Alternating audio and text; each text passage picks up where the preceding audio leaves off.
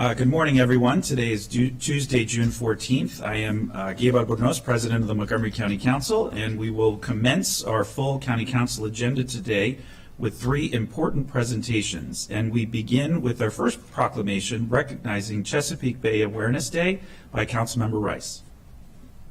Would everybody who is here for that proclamation come forward and stand up here behind Councilmember Rice?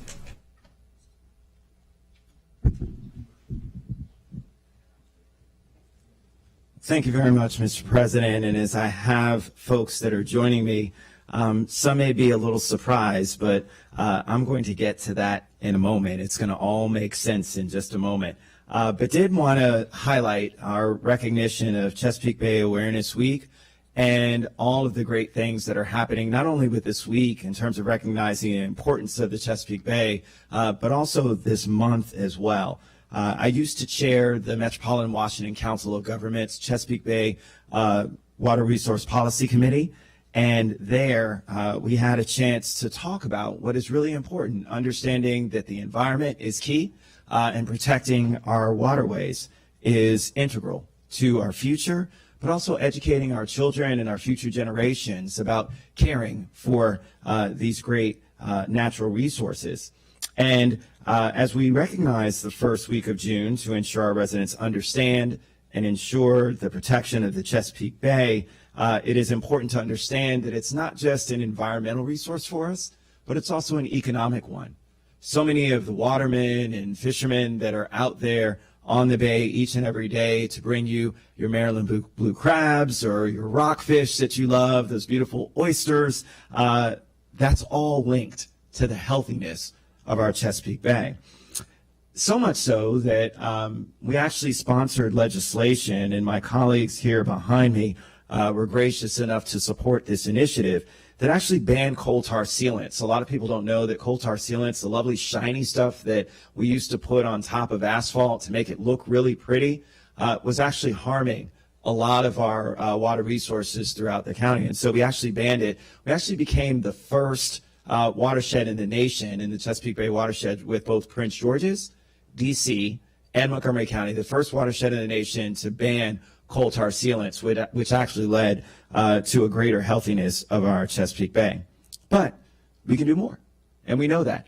Through cleanup, we've got 1,500 miles of Montgomery County streams that feed into the bay. Many of you know about so many of them, 10 Mile Creek and others that are great treasures that are here in Montgomery County, Sligo Creek and others. Some have participated in cleanups. I know our recreation department that I see does a lot. I've seen them out there on cleanup days. And so seeing that, as well as the stormwater management efforts, my great colleagues that are on the T&E committee have done a lot of work in terms of making sure, working with our Department of Environmental Protection, that we have those things that are there. It is critical at the end of the day that we make sure that people understand just how important this is. If we don't take care of this incredible resource, we lose so much when it comes to our goals for making sure that we can combat climate change. So, why are libraries here behind me?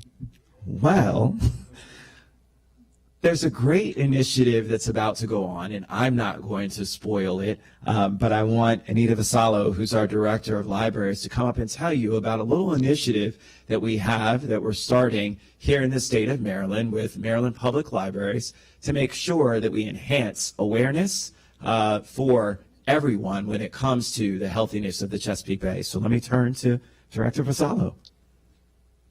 Thank you so much, Councilmember Rice. I'm Anita Vasallo. I'm the Director of Montgomery County Public Libraries, and our summer reading challenge this year is all about the Bay. So we're partnering with the Chesapeake Bay Foundation. The state theme is Oceans of Possibilities, but here in Montgomery County, what we're going to be doing is offering all children and teens who sign up 3 missions to accomplish.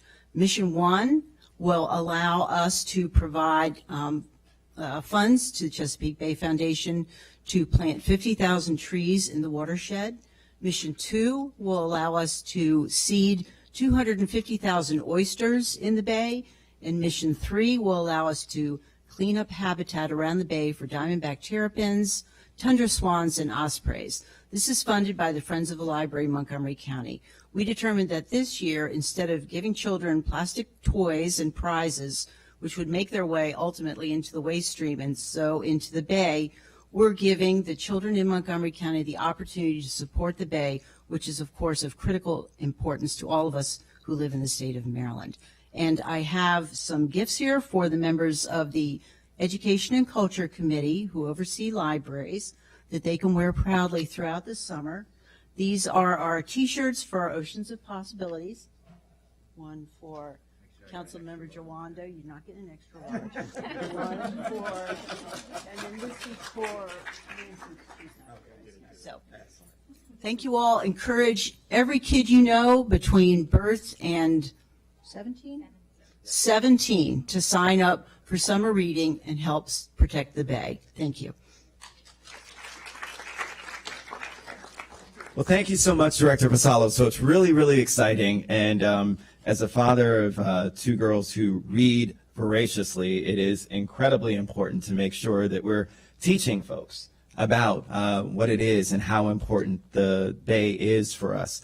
Another person who certainly knows this all too well and is committed to the effort is our acting director of our Department of Environmental Protection, Adriana Hochberg. So, Adriana. Thank you so much, Councilmember Rice. I'm Adriana Hochberg, the acting director of your Department of Environmental Protection. It may not feel like we touch the Chesapeake Bay here in Montgomery County, but the bay is all around us. Montgomery County has 1,500 miles of streams, and the flow of every stream in the county eventually reaches the Chesapeake Bay, which is the largest estuary in the entire United States.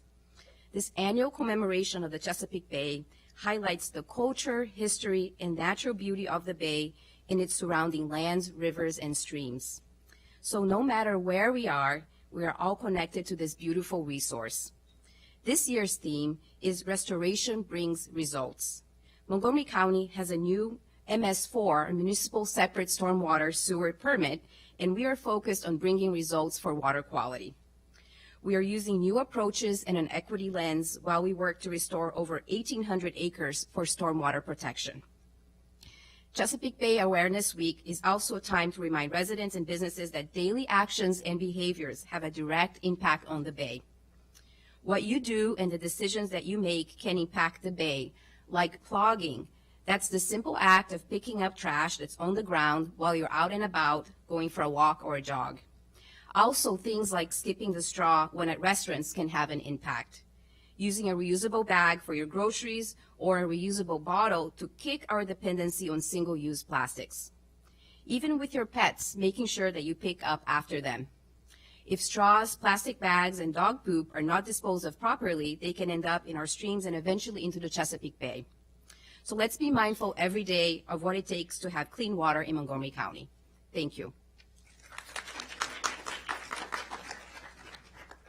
Thank you so much, Director Hochberg. And so I did, before I turn to my colleagues, Councilmember Jawando, who's our lead for libraries, and Councilmember Glass, or Council Vice President Glass, excuse me, I did want to acknowledge that behind me we also have Cassandra Malik, who's the Early Literacy and Children's Services Program Manager at Montgomery County Public Libraries, Sean Riley, who's the Head of Children's Services at the Noyes Library for Young Children, and Nalani Devendra, who is the Children's Services Library Associate at the Rockville Memorial Library. So our library folks are in full force today to make sure that we show our commitment. So with that, I'll turn it to our lead for libraries, Councilmember Jawando. Thank you very much, Councilmember Rice. And there is nothing like a children's librarian. You know, I like all librarians, but children's librarians are the most fun. Good morning, everybody, and it's great to be with you. I'm so excited that we're partnering with the Chesapeake Bay Foundation for this year's summer reading challenge. And you heard the 3 challenges. We're going to plant some trees, we're going to seed some oysters, and we're going to clean up the bay.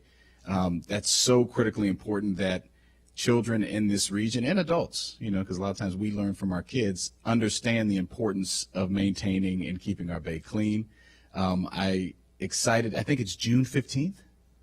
Is that tomorrow? So the challenge starts tomorrow. We're going to sign up the Jawando girls and others. But please sign up. And Flat Finley the shark, right? Isn't that the Okay, so Flat Finley the shark, we may see some appearances from him this summer, but it's a really exciting partnership, and I just want to commend Director Vassallo and the whole team for doing this and stepping up in a new way, and Director Hochberg, who's committed to making sure we reduce single-use plastics, and we've been working on that and more to come on that. But this is an exciting initiative, and I want to thank everyone involved. With that, I'll turn on to my colleague, Councilmember Vice President Glass. Good morning, everybody. Thank you, Chair Rice, for organizing this proclamation, and to everybody who's participating in it. You know, I love the fact that a central focus of this is educating our young people and making sure they know how vital the Bay is, not only to Maryland, but to our region. The Bay is our lungs, and it helps clean and purify everything that we have here in our region. And it is so critically important for us to recognize the tie-ins, as has been mentioned, with all the waterways and the streams and the runoff. And as we continue to grow, we need to be mindful of the effects that each and every one of us has. And I know that's what we here on the council are doing, and our colleagues in the State House are doing that as well. And I just want to say thank you, and I look forward to, if not participating in the challenge myself, because I'm a little older than the age cutoff, following the progress of the Jawando girls or others as well. So thank you very much. All right, don't go anywhere, Council Vice President, because it's now time for us to read the proclamation. So I'll start off, and then we'll rotate through. All right, so whereas the Chesapeake Bay is the largest and most productive estuary in the United States, spanning across Maryland, Delaware, New York, Pennsylvania, Virginia, West Virginia, and the District of Columbia, and serves as a vital environmental, recreational, and economic resource to approximately 18 million people living within its watershed. And whereas the Chesapeake Bay produces more than 400 million pounds of seafood harvest each year, with its watershed serving as home to more than 76,000 farms that contribute more than $6.8 billion to the region's economy and food to millions of Americans. And This is the dance we do. Do you have it? The proclamation dance. Whereas all 1,500 miles of streams in Montgomery County flow into the Bay, and joint efforts by local government, businesses, nonprofits, and residents of Montgomery County have resulted in a comprehensive approach utilizing green, innovative practices that reduce the pollutants in local streams and rivers and help restore the Chesapeake Bay. And somebody should really record this when we do this. Whereas Montgomery County Public Libraries and the Chesapeake Bay Foundation have partnered to increase awareness through their 2022 Summer Reading Challenge, Oceans of Possibilities, to ensure the next generation of residents understands the values of restoring and protecting the Chesapeake Bay. And whereas Montgomery County, joining other local jurisdictions and organizations, has annually commemorated the first week of June as Chesapeake Bay Awareness Week, with events and programming designed to mark the progress and educate residents on the need to continue efforts critical for the protection and restoration of the Chesapeake Bay. now therefore be it resolved that the County Council of Montgomery County, Maryland, hereby proclaims June 4th through 12th, 2022 as Chesapeake Bay Awareness Week. And the Montgomery County Council urges all residents, this is the important part, all residents to recognize the importance of the Chesapeake Bay to our economy and environment, and to engage in activities that will help preserve and sustain our county watersheds and the Chesapeake Bay, presented this 14th day of June in the year 2022, signed by our council president. We are going to present this to both the Director of Environmental Protection and to our Director of Libraries.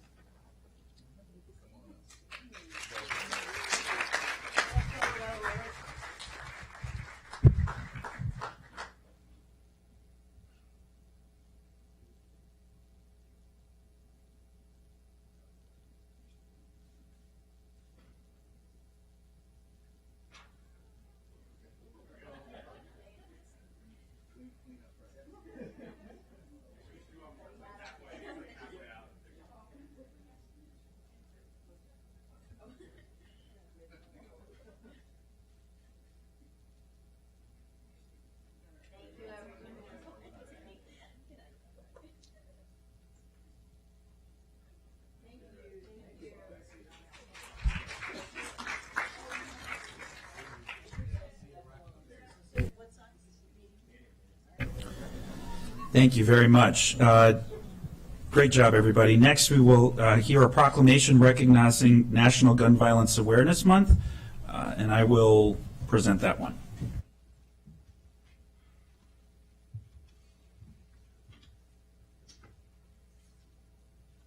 Everybody could come forward.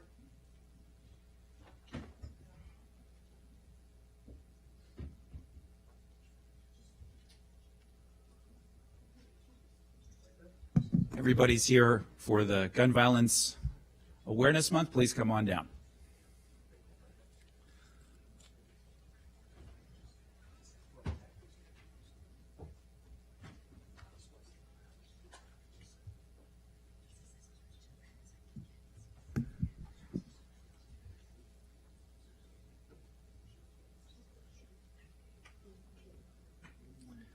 Thank you, everybody. Our nation, as we all know too well, is in the midst of a gun violence crisis. Every day, more than 110 Americans die from gun violence across this country. And gun violence has overtaken traffic fatalities as the #1 cause of death for children and youth across this country. Right here at home, Montgomery County has experienced a significant increase in violent crime over these past 2 years. In 2021, homicides increased by over 88% over the prior year, with 32 occurring last year, 22 of which were confirmed with firearms. For 2022, the county has seen 15 homicides, and police have recovered 727 guns, of which 105 are privately manufactured firearms, also known as ghost guns. There were 70 of these firearms collected in all of last year, and we still have 6 months to go before the end of this one. These numbers show a significant increase over last year's data.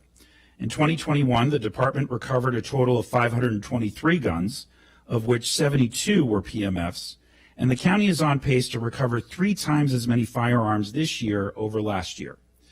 And during the pandemic, we learned that there was a 40% increase in the sale of legal guns here in Montgomery County. I believe strongly that weapons, especially these firearms, create many more problems than they are intended to solve. And thanks to the incredible work of some of the advocates behind me, it feels as though we finally have some momentum to push back against this tide of toxic and negative energy across this country that has become all too common and is making all of us somewhat numb to the terrible tragedies that we are seeing every day. But as I said from the dais a couple of weeks ago, this is not the world that I want to raise my children in. And this is all happening on our watch. We have to collectively band together and ensure that this month we remind everyone that this is not a political issue. This is a humanity issue. And no matter what side of the aisle you may be on in the political sphere, we can all acknowledge that we all breathe the same air. We all drink the same water. We all bleed the same way. And we must come together as a community. And that's what this month is about, is recognizing that. We are taking steps at the state and local level to ensure that we prevent gun violence in our community. And I was proud to join all of my colleagues in unanimously last year passing a zone text amendment, because it was as far as we could go, and preventing the sale of ghost guns to children and youth within a mile of every school in Montgomery County. And thank goodness, thanks to the leadership of Delegate Leslie Lopez, Senator Susan Lee, and Attorney General Brian Frosch, our General Assembly was finally able to get over the goal line legislation that should have been common sense to begin with to ban the sale of ghost guns here in our community. Terrible firearms that are untraceable. Yes, we should give them a round of applause. But we know the work continues. I also want to recognize Chief Jones here as well, and the entire police department for all of their efforts. And I want to recognize we have representatives from the Street Outreach Network here, who from our youth development team. I had the opportunity to attend the Summer of Peace event on Friday at the White Oak Community Center, and I see my friends and colleagues from the Recreation Department who are here for the next proclamation. And events like that are critical to ensuring that we build bridges and bonds in our community and remind all of us that if we band together, we can ensure a more safe summer and community here in Montgomery County. And so I want to now bring up Ms. Vita Larkin from Moms Demand Action, who helped host, along with Delegate Jared Solomon, a pre-rally to the rally that was held in the District of Columbia on Saturday, which was the precursor to the promising announcement on Sunday that there has been a bipartisan agreement struck to ensure for the first time in more than 30 years, we are moving forward with gun legislation at the federal level. There is momentum, and we need to build on it. With that, I want to invite Ms. Larkin to say a few words.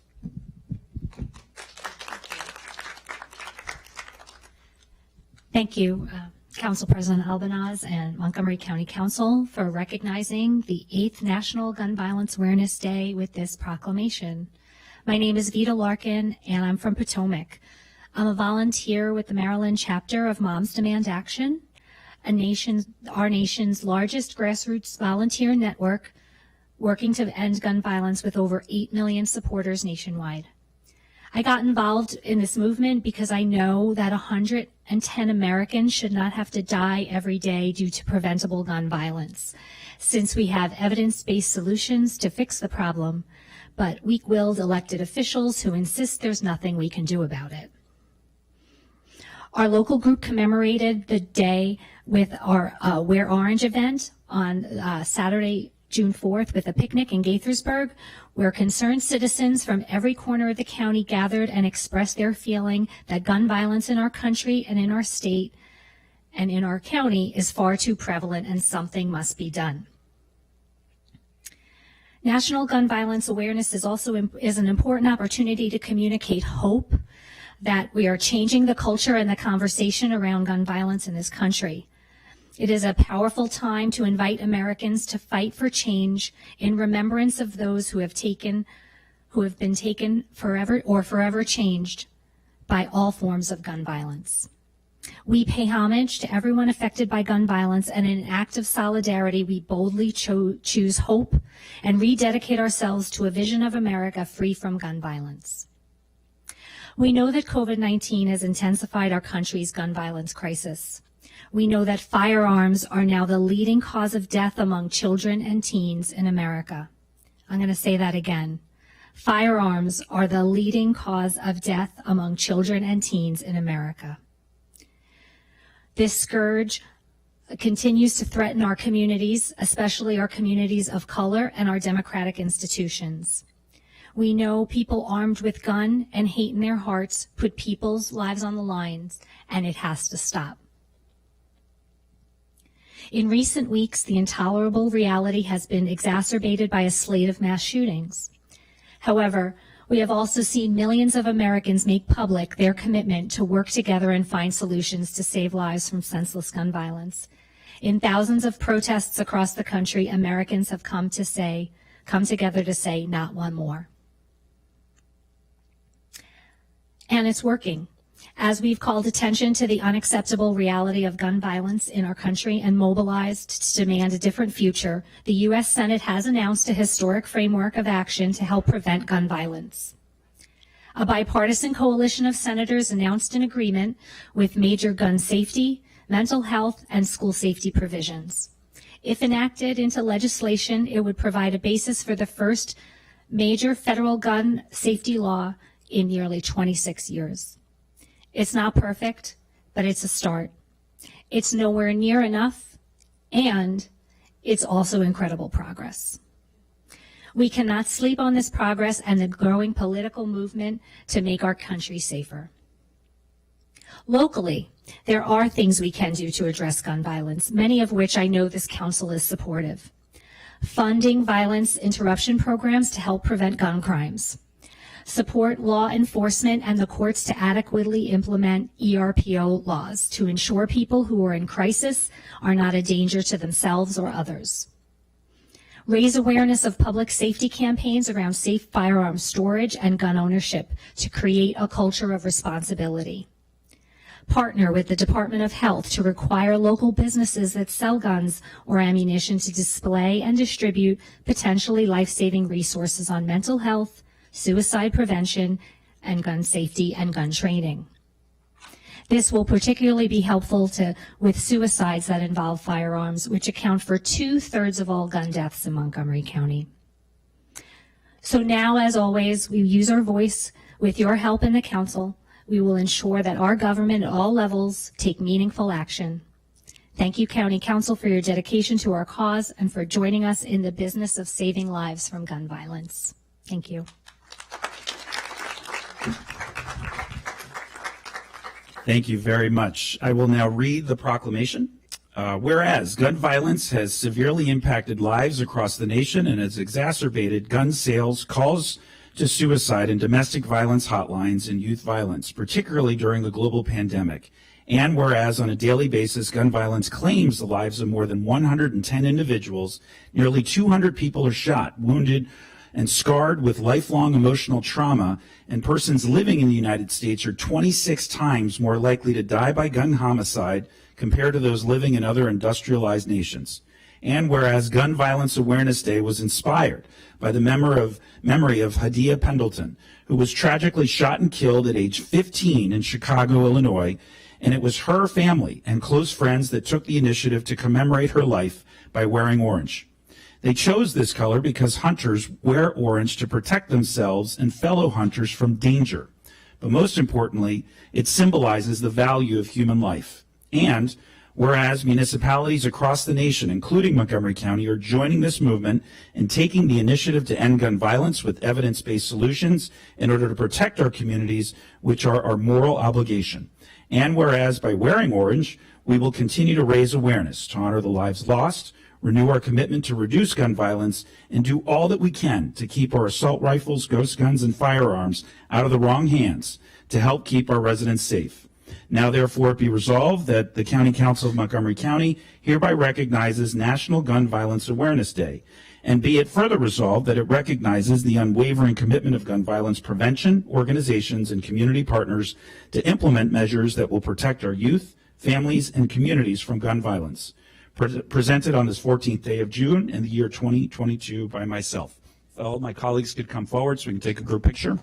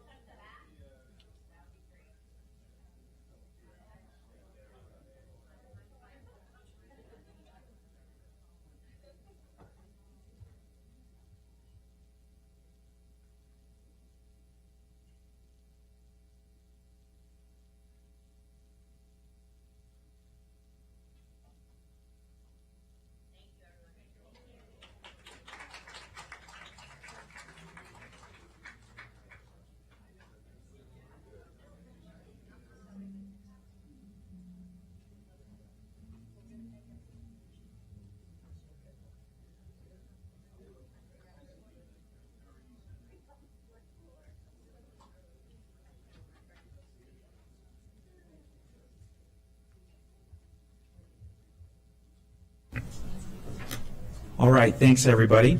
We now move on to our final proclamation this morning, recognizing the 50th anniversary of Title IX by Councilmember Reamer.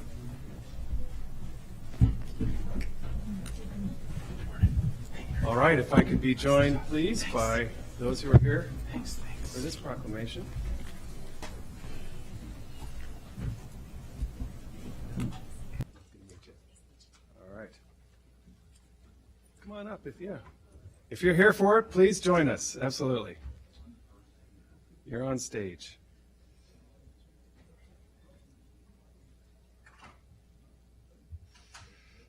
All right.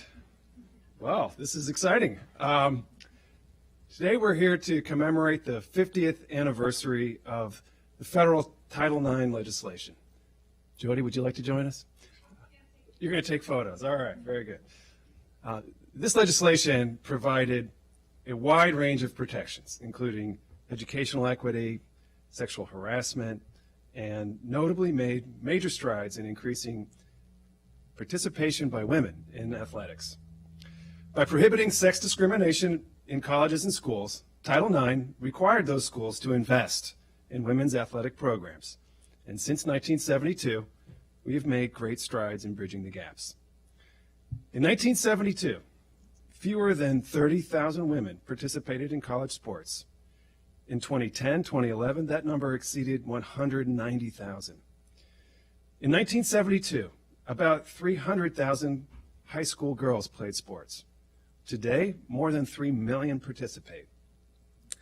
In 1972, women received only 2% of college athletic budgets, and athletic scholarships for women were non-existent. In 2010, women received 48% of the total athletic scholarship dollars at Division I schools. Now, for a before and after perspective, I want to share a quote from Nancy Cole, a retired New York high school physical education teacher, about what playing sports was like for her growing up before Title IX. It wasn't even playing sports, she said. You maybe practiced twice a week for maybe half an hour, then you played 3 games during the whole season. At the end, you went to what was called a play day. There were, let's say, 6 softball teams there. You'd play 3 innings against one team, then 3 innings against another team. Then when it was over, you'd have milk and cookies with all the other teams. That sounds like a gym class or something. It's not an athletic program. Sorry, that's not fair to the gym class. That doesn't sound like a serious effort. But while national sports opportunities in high school have grown exponentially, the gender gap persists. Even though more women athletes participate in college sports, 90% of colleges still don't provide athletic opportunities to female athletes proportional to their enrollment. With these concerns in mind, I was so pleased to work with my colleagues to request our Office of Legislative Oversight this year to conduct a study on gender equity in youth sports.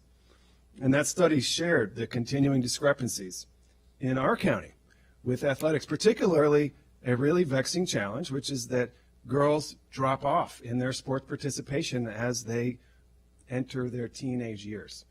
And we see real enthusiasm in the younger ages, but then a declining level of participation. And we need to turn that around. And that is why, one of the reasons why Council President Gabe Albornoz and I, joined by all of our council colleagues, led the effort to bring youth sports to a new level at the Department of Recreation. We provided $100,000 this year to kickstart our spring sports campaigns and teams and leagues with our very popular Soccer for Change program. And we added $250,000 for the Recreation Department to establish teams and leagues in sports that are really popular with girls, like volleyball and lacrosse and softball, tennis and golf. So I want to recognize and highlight those efforts and the efforts by all of our county partners. We're joined today by MCPS, Jeff Sullivan, who's the athletic director, and Rita Boulay from Blair High School. She's the athletic. Where's Rita? There you are. Nice to see you again. And we have Montgomery College. We have Tarlo Gask and Kristen Rowe. And we have our Department of Rec team, Adrian, and many of your colleagues whom you'll introduce. Many others from, we have the Commission of Women, the Office of Human Rights, and the Montgomery County Sports Hall of Fame. So to share some reflections on this important day, I'm going to ask Amanda Tweely, who is the athletics specialist at John F. Kennedy High School, speaking on behalf of all of us. And she's chair of the commission, the Women in Sports Committee for MCPS Athletics. And we'll start with Amanda. Amanda.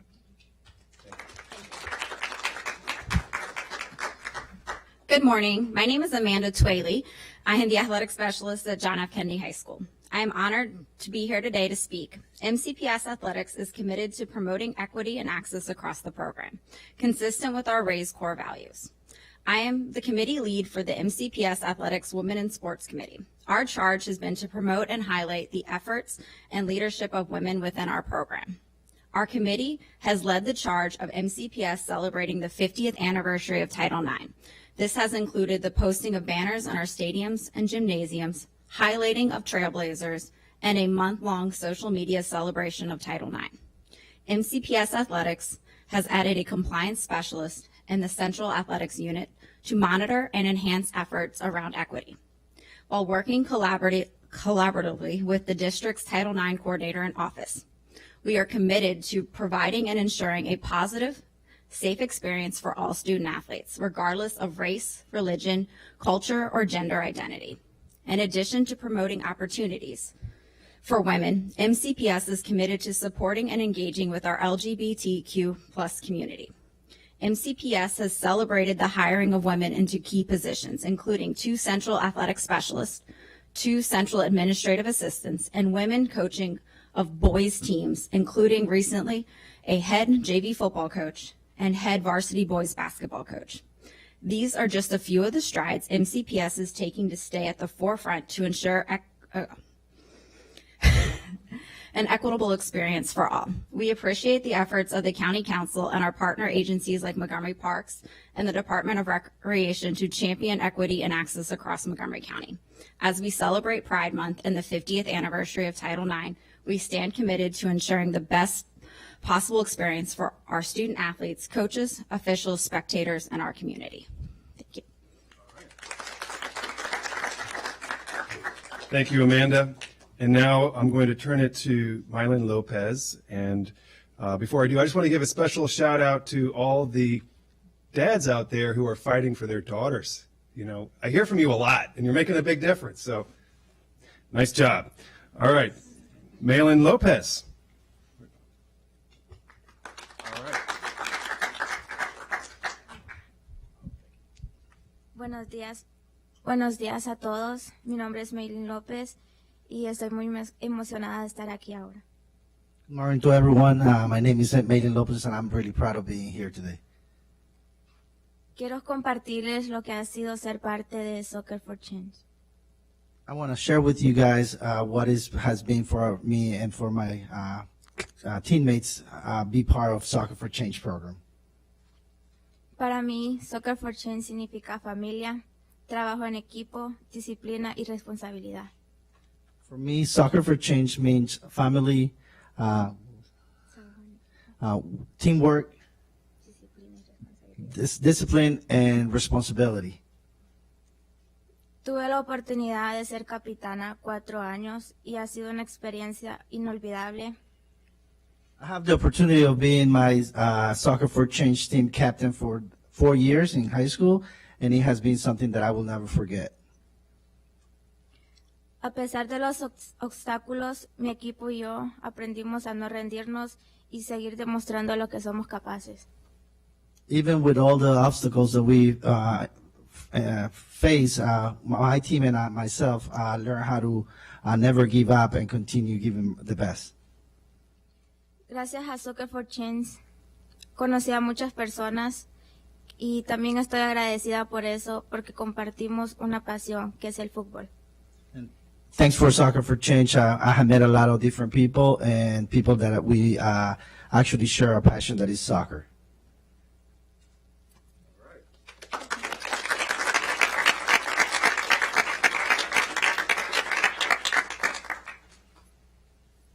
Great. So as we strengthen our programs for women's sports, we're creating more opportunities for families to be together, and for mental health and well-being, and for athletic scholarships, and for kids to learn life lessons and have, you know, stories that they'll carry with them for the rest of their lives. And those are things that we want everyone to be able to share in and participate in. And so I'm really pleased to be here. I'm going to read the proclamation. Before I do, Adrian, I'd like you to introduce your team, please, because you've brought many of your team members with you today. Excellent. Thank you very much. First, really quickly, I'd like to say thank you so much for everything you've done to support women's athletics, and I'd like to thank the entire council as well. So we have Carlos Castro, who's with us today, and he's an instrumental leader in our Soccer for Change program, which he added that middle school component with the support you provided, and it filled within a week. So thank you. We have Sharon Norcio, who's a supervisor with the Recreation Department, who oversees our right now she oversees our classes in our sports program. We have Amanda DeFilippo, who is a key leader and manager overseeing our sports and classes team. We have Miranda Williams, who's the manager who oversees our youth development program. We have Trish Walsh, who is instrumental in for her time to shine as getting young ladies out and introduced to sports. And we have Christy Tippett, who is instrumental in her time to shine and our classes team as well. So thank you for that opportunity. Thank you so much. And Jeff, could you just introduce your team? Absolutely, and thank you again for including us as part of this proclamation. We have our Women in Sports Committee chaired by Miss Amanda Twaley, who you already met. We also have Miss Rita Boulay, the athletic specialist at Montgomery Blair, Miss Jody Tyler, the athletic specialist at Northwest High School, Miss Lisa Magnus, the athletic specialist at Watkins Mill, Miss Kathy Green, who is the athletic specialist, system-wide athletic specialist in our central office with us today. So thank you again. Oh, and Heather Pesic, I'm sorry, the athletic specialist at Paint Branch High School and also my mentor. I started my career coaching under Heather. So thank you. Thank you, Jeff. And Tarlo, could you just introduce your team? Good afternoon. Thank you, or good morning. Thank you for inviting us. I'm Tarlo Gasquet, Athletic Director at Montgomery College. And this is Kristen Rowe. Give you a title. I'm the Title IX Coordinator at Montgomery College. Okay, thanks. Thank you. All right. Well, thank you. Now I'll just read the proclamation briefly and we'll be on our way. Whereas Title IX of the Education Amendments of 1972 prohibits sex-based discrimination in all areas of education, protecting students and staff in any educational institution or activity that receives federal funds. And before its enactment, many women and girls face discrimination and limited opportunities in athletics, academics, and extracurricular activities. And whereas the educational equity guaranteed in Title IX does not solely apply to women, it protects everyone from sex-based discrimination, regardless of real or perceived sex, gender identity, or gender expression. And whereas Title IX, which governs educational equity generally, is widely known for ensuring equal access to women and girl athletes, and the benefits of sports participation is associated with improved physical and mental health, social and emotional development, and educational and workforce outcomes. And whereas, as of 2019, the girls' high school athletics national participation rate is greater than 10 times what it was when Title IX passed, from 300,000 to 3 million, an increase of more than 1,000%.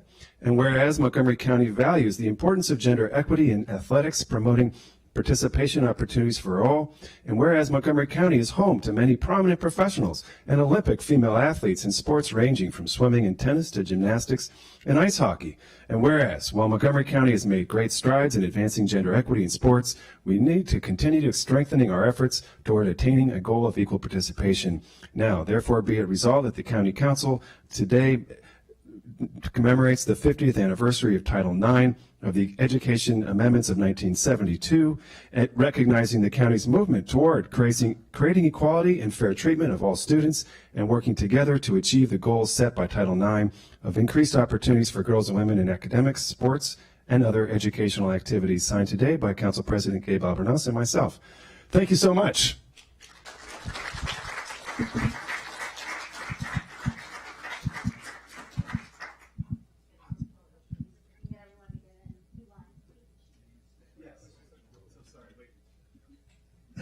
One more introduction. Go please share. Thank you. Oh, I'm Dawn Rojas. I'm the chair of the Montgomery County Commission for Women. I'm here with our executive director, Jody Finkelstein. Thank you. All right. So let's, okay, great. We've got our team behind us. We come in and we'll move photos. Okay, you're good. Thank you so much.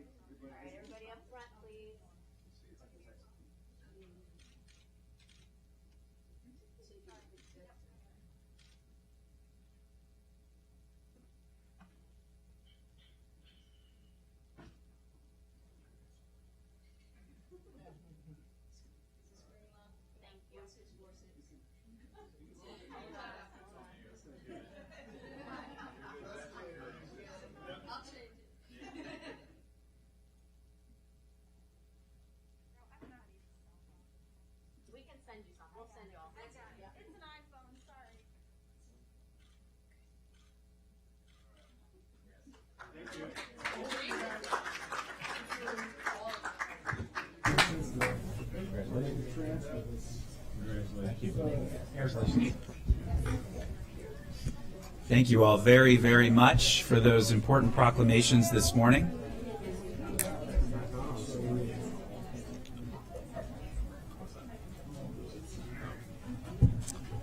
Our colleague, Councilmember Katz, reminded me that today is Flag Day, and so we do want to recognize and celebrate our flag, which represents so much of what is so right about our country. So we now move on to general business. Madam Clerk, do we have any announcements? Good morning, Council President, Council Vice President, Council members. We have a few brief announcements today.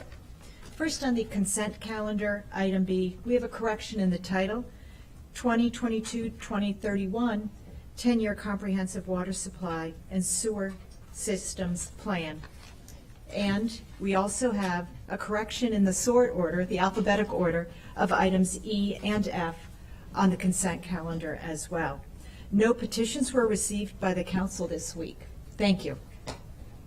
Thank you. The clerk has circulated the minutes from March 22nd, April 19th, April 20th, April 21st, and April 26th for approval. Are there any changes? Hearing no changes, those are approved. We now move on to item number 2, which is the council sitting as the Board of Health. It has been a while since we've convened, and we've all been continuing to track information on where things stand with COVID-19. I want to, as we always need to, thank our public health team for their leadership and also our colleagues in MCPS who are wrapping up an important year within our schools. And so I will now turn it over to Dr. Bridgers, our acting public health officer, to walk us through the presentation.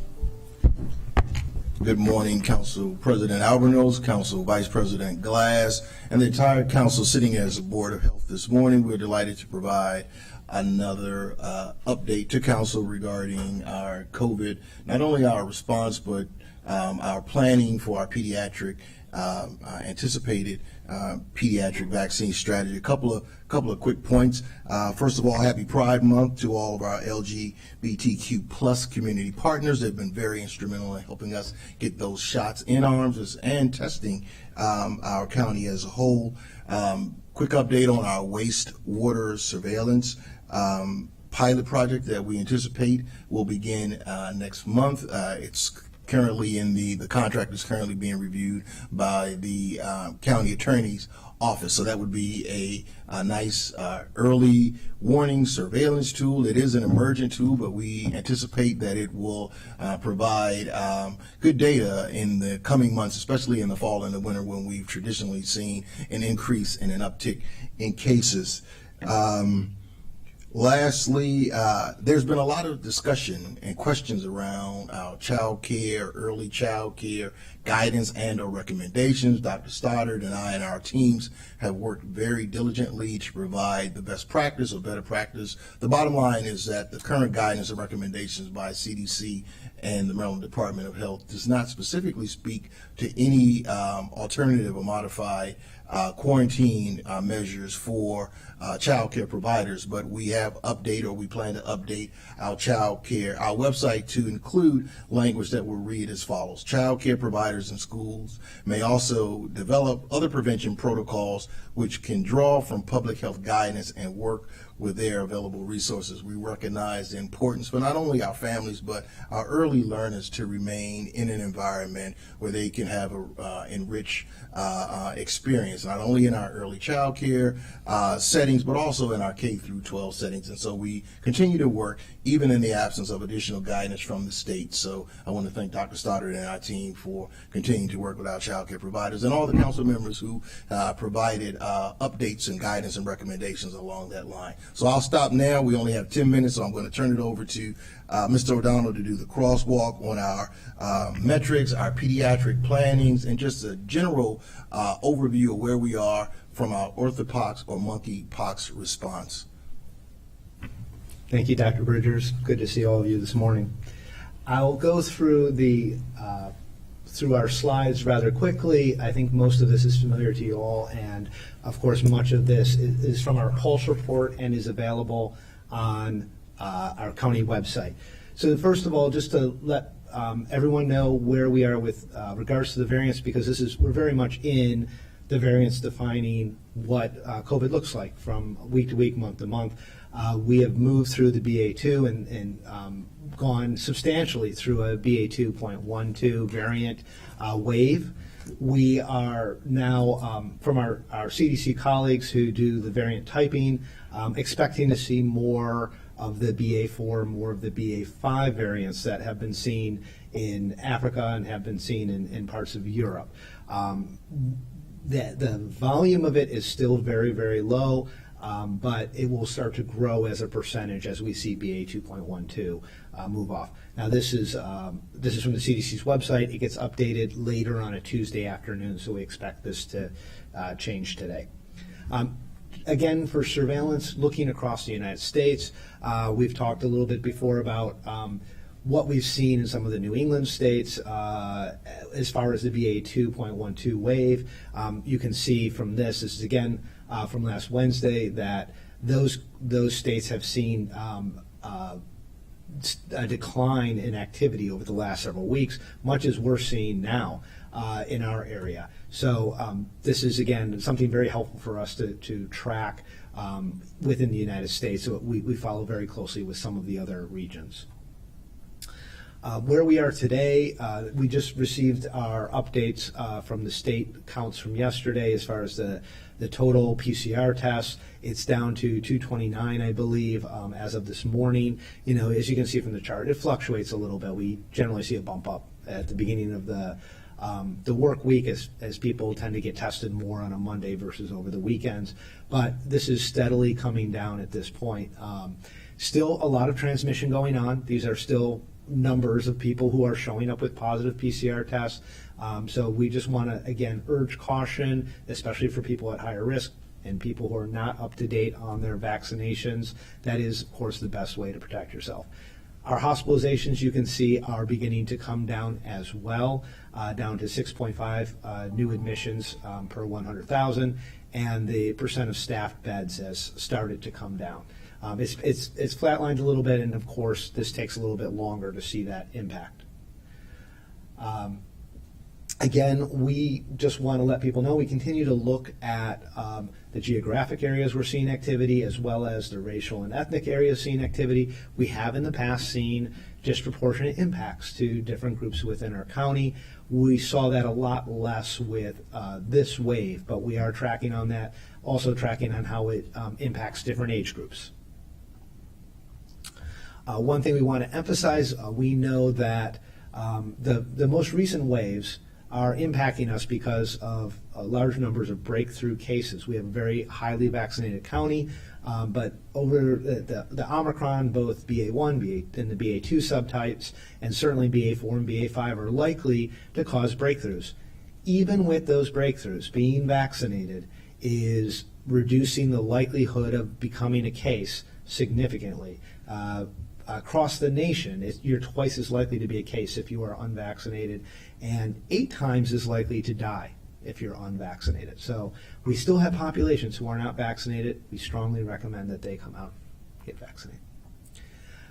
Looking at our hospitals in a little more detail, we are seeing the patients who are at the alternate care site. Those numbers have come down significantly.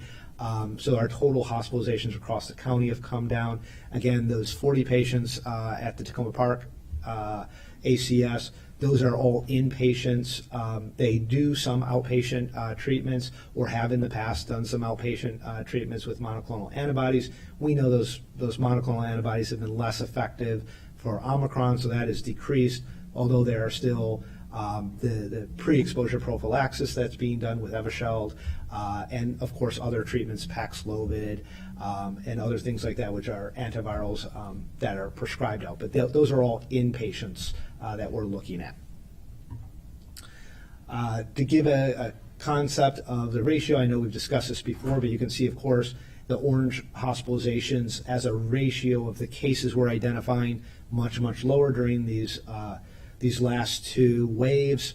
And we know during this last wave, these are, of course, PCR results. We know there's a lot more positives out there who were rapid tests. So that gray area is likely much higher in reality. But the hospitalizations are not affected by the type of testing you do. They are, of course, indicator of more serious illness. And we saw much less serious illness during this wave.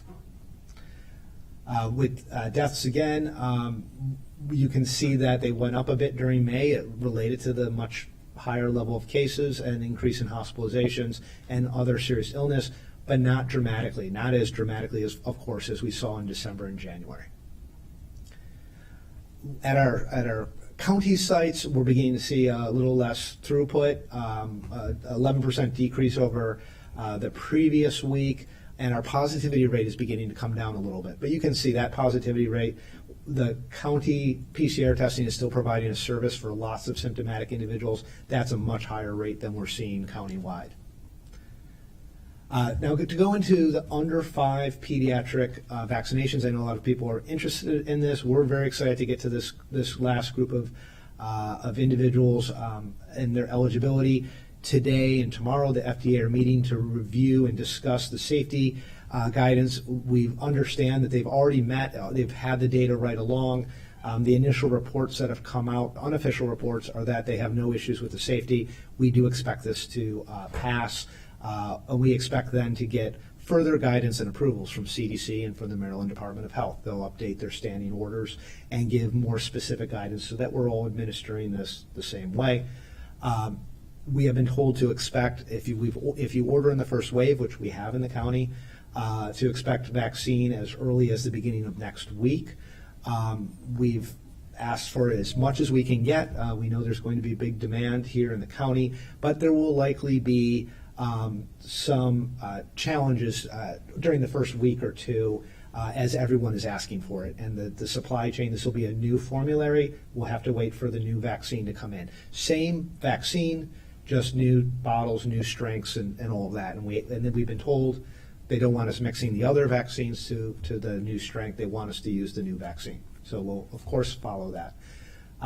We anticipate we could have our clinics running as early probably as next weekend. If we can do one or two before that, it will depend on a few logistical things like the PrepMod system being updated so we can register under 5-year-olds in the system, which we cannot do currently. So where will vaccine be available? We anticipate that like the previous vaccine distributions that have come out, this is coming out from the state initially, that most of the vaccine will go to the private providers. Traditionally, the health department gets anywhere from 25% to 30% or so. So it will likely go out to the private providers. Some pharmacies may get it. Hospitals, of course, will get some. And we encourage people, families who are looking for this, contact your pediatrician. Find out if they're ordering it, find out when they get it. That may be the easiest way. And of course, a lot of people are more comfortable with their primary care physician, their pediatrician, providing that care. We also will have up on our website a list of places where you can get it through the county as we set those clinics up. We are working with our partners at Montgomery County Public Schools through the Head Start programs and through the early child care programs to make sure that we're getting those links and the available appointments out to the wider community. And it's not simply whoever's the fastest to get online. So we'll be distributing that out as we have in the past, and then certainly posting them on our website when we have available appointments. We do estimate there's approximately 10,000 children at each age group. So for 6 months to 4 years, that's approximately 40,000 children who may be in this eligible range. We're going to focus our county clinics on weekend hours so that we are not driving parents to try to pull their kids out of either the Head Start programs or the child care programs. We're trying to make it as convenient as possible to parents. We will have some evening hours as we go along also to accommodate them. Most of these weekend sites will be at the MCPS locations as we did the 5 to 11. It allows us to get out to a wider footprint of the county and make it more convenient for parents. And we really, really appreciate Ms. Izzard's assistance in helping us to get into these schools and these locations. We want to remind people that a lot of people are not as concerned about getting their children vaccinated because they know that the illness is not as serious for this age group historically. We agree that there's far fewer serious illnesses at that younger population. However, we did see hospitalizations go up during the Omicron phase for children, and that concerns us, and we don't know what the next variants will look like. Additionally, being vaccinated and up to date on vaccines helps keep your children in school and keep your children in childcare if they're exposed. And so we know that parents are really interested in that, and we are as well. So we do encourage people to come out and have their children vaccinated. Again, just encouraging people to go to our website for the latest information. And then just a final few words on monkeypox. We are certainly monitoring the situation in Montgomery County, as is Maryland, as is the United States. And the situation is that there are monkeypox cases that have been found globally, as well as in the U.S., that are not associated with travel to Africa, which is where previously the monkeypox cases had been. There had been a total of 3 previous outbreaks in history, so it's not a common thing, but we are tracking and monitoring. It is not spread as readily as, say, COVID or other highly transmissible diseases, so it's unlikely to have an impact the way these other ones are, so we do want to keep that in mind. Across the U.S., you can see a majority of the cases have been focused on a few states. Of course, the rest of us are still monitoring. And as far as the current outreach, the Maryland Department of Health has sent a health alert network out to all providers, reminding them what this looks like, what to look for if they have patients with signs or symptoms. And then those providers can work with the local health departments to get specimen kits. And we will follow up with the state if we have a suspected case, talk with the state through it. If they believe it is a suspected case, they'll provide guidance about collecting a specimen, and we'll work with those providers and those individuals to give them isolation guidance and further care guidance. So again, those are just the highest points in what we're doing as far as tracking on this. We have not seen any cases yet in Maryland or in Montgomery County, but we'll keep everyone updated. That's all we have from our public health update, and happy to turn it over to Dr. Stoddard. The one additional thing I would add on the monkeypox piece is that Montgomery County Fire Rescue has also been paying a lot of attention to this as well. We believe the universal precautions that they've been using for COVID with masks and gloves and all those materials, N95s for any sort of respiratory-based illness, will largely protect from monkeypox as well. So it's an unfortunate thing, a collateral impact of the pandemic. I just want to highlight a couple additional points. We did additional rapid test kit distribution to our child care providers over the last week.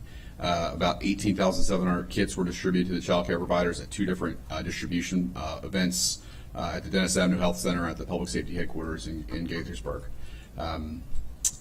Those kits can be utilized for the test to stay, as Dr. Bridgers has already alluded to. We've already heard anecdotally from some facilities that have begun to use them. We would encourage, obviously, if they have the capability to do that, child care providers, certainly we have the kits that we can provide to child care providers to have them be able to do that as a mechanism. So if they choose to do that, we're certainly going to support them in doing that. I would also note that many of the rapid test kits that we have been utilizing in Montgomery County are the iHealth test kits. If you look at the back of those, they are typically set to expire, I believe in June 26th is the first expiration date. The iHealth kit's got a blanket 3-month extension early this year. So I want to make sure people realize that. We're going to put the notice on our website to make sure people are aware of that, so that'll push them into September. The way these typically work is when they're given emergency use authorization by the FDA, they're tested as they get close to those expirations, and they continue to be extended as the science tells that they're able to be extended. We have still about 550,000 test kits in our warehouse right now, so we expect to maintain a stock looks very similar to that, so that for future surges. And we're also maintaining a diversity of different test kits in our stockpile, because obviously in previous waves and previous variants, different test kits did not function as well as others did. So I think we want to make sure that's clear. So those are the three things I did want to highlight before we sort of entertain questions or turn it over to our school partners. Good morning, President Albornoz, Vice President Glass, and council members. Thank you for the opportunity to share with you this morning a brief update. This is, as you know, the last week of school for students. The last day is Friday, so we're just going to share very briefly some updates with you.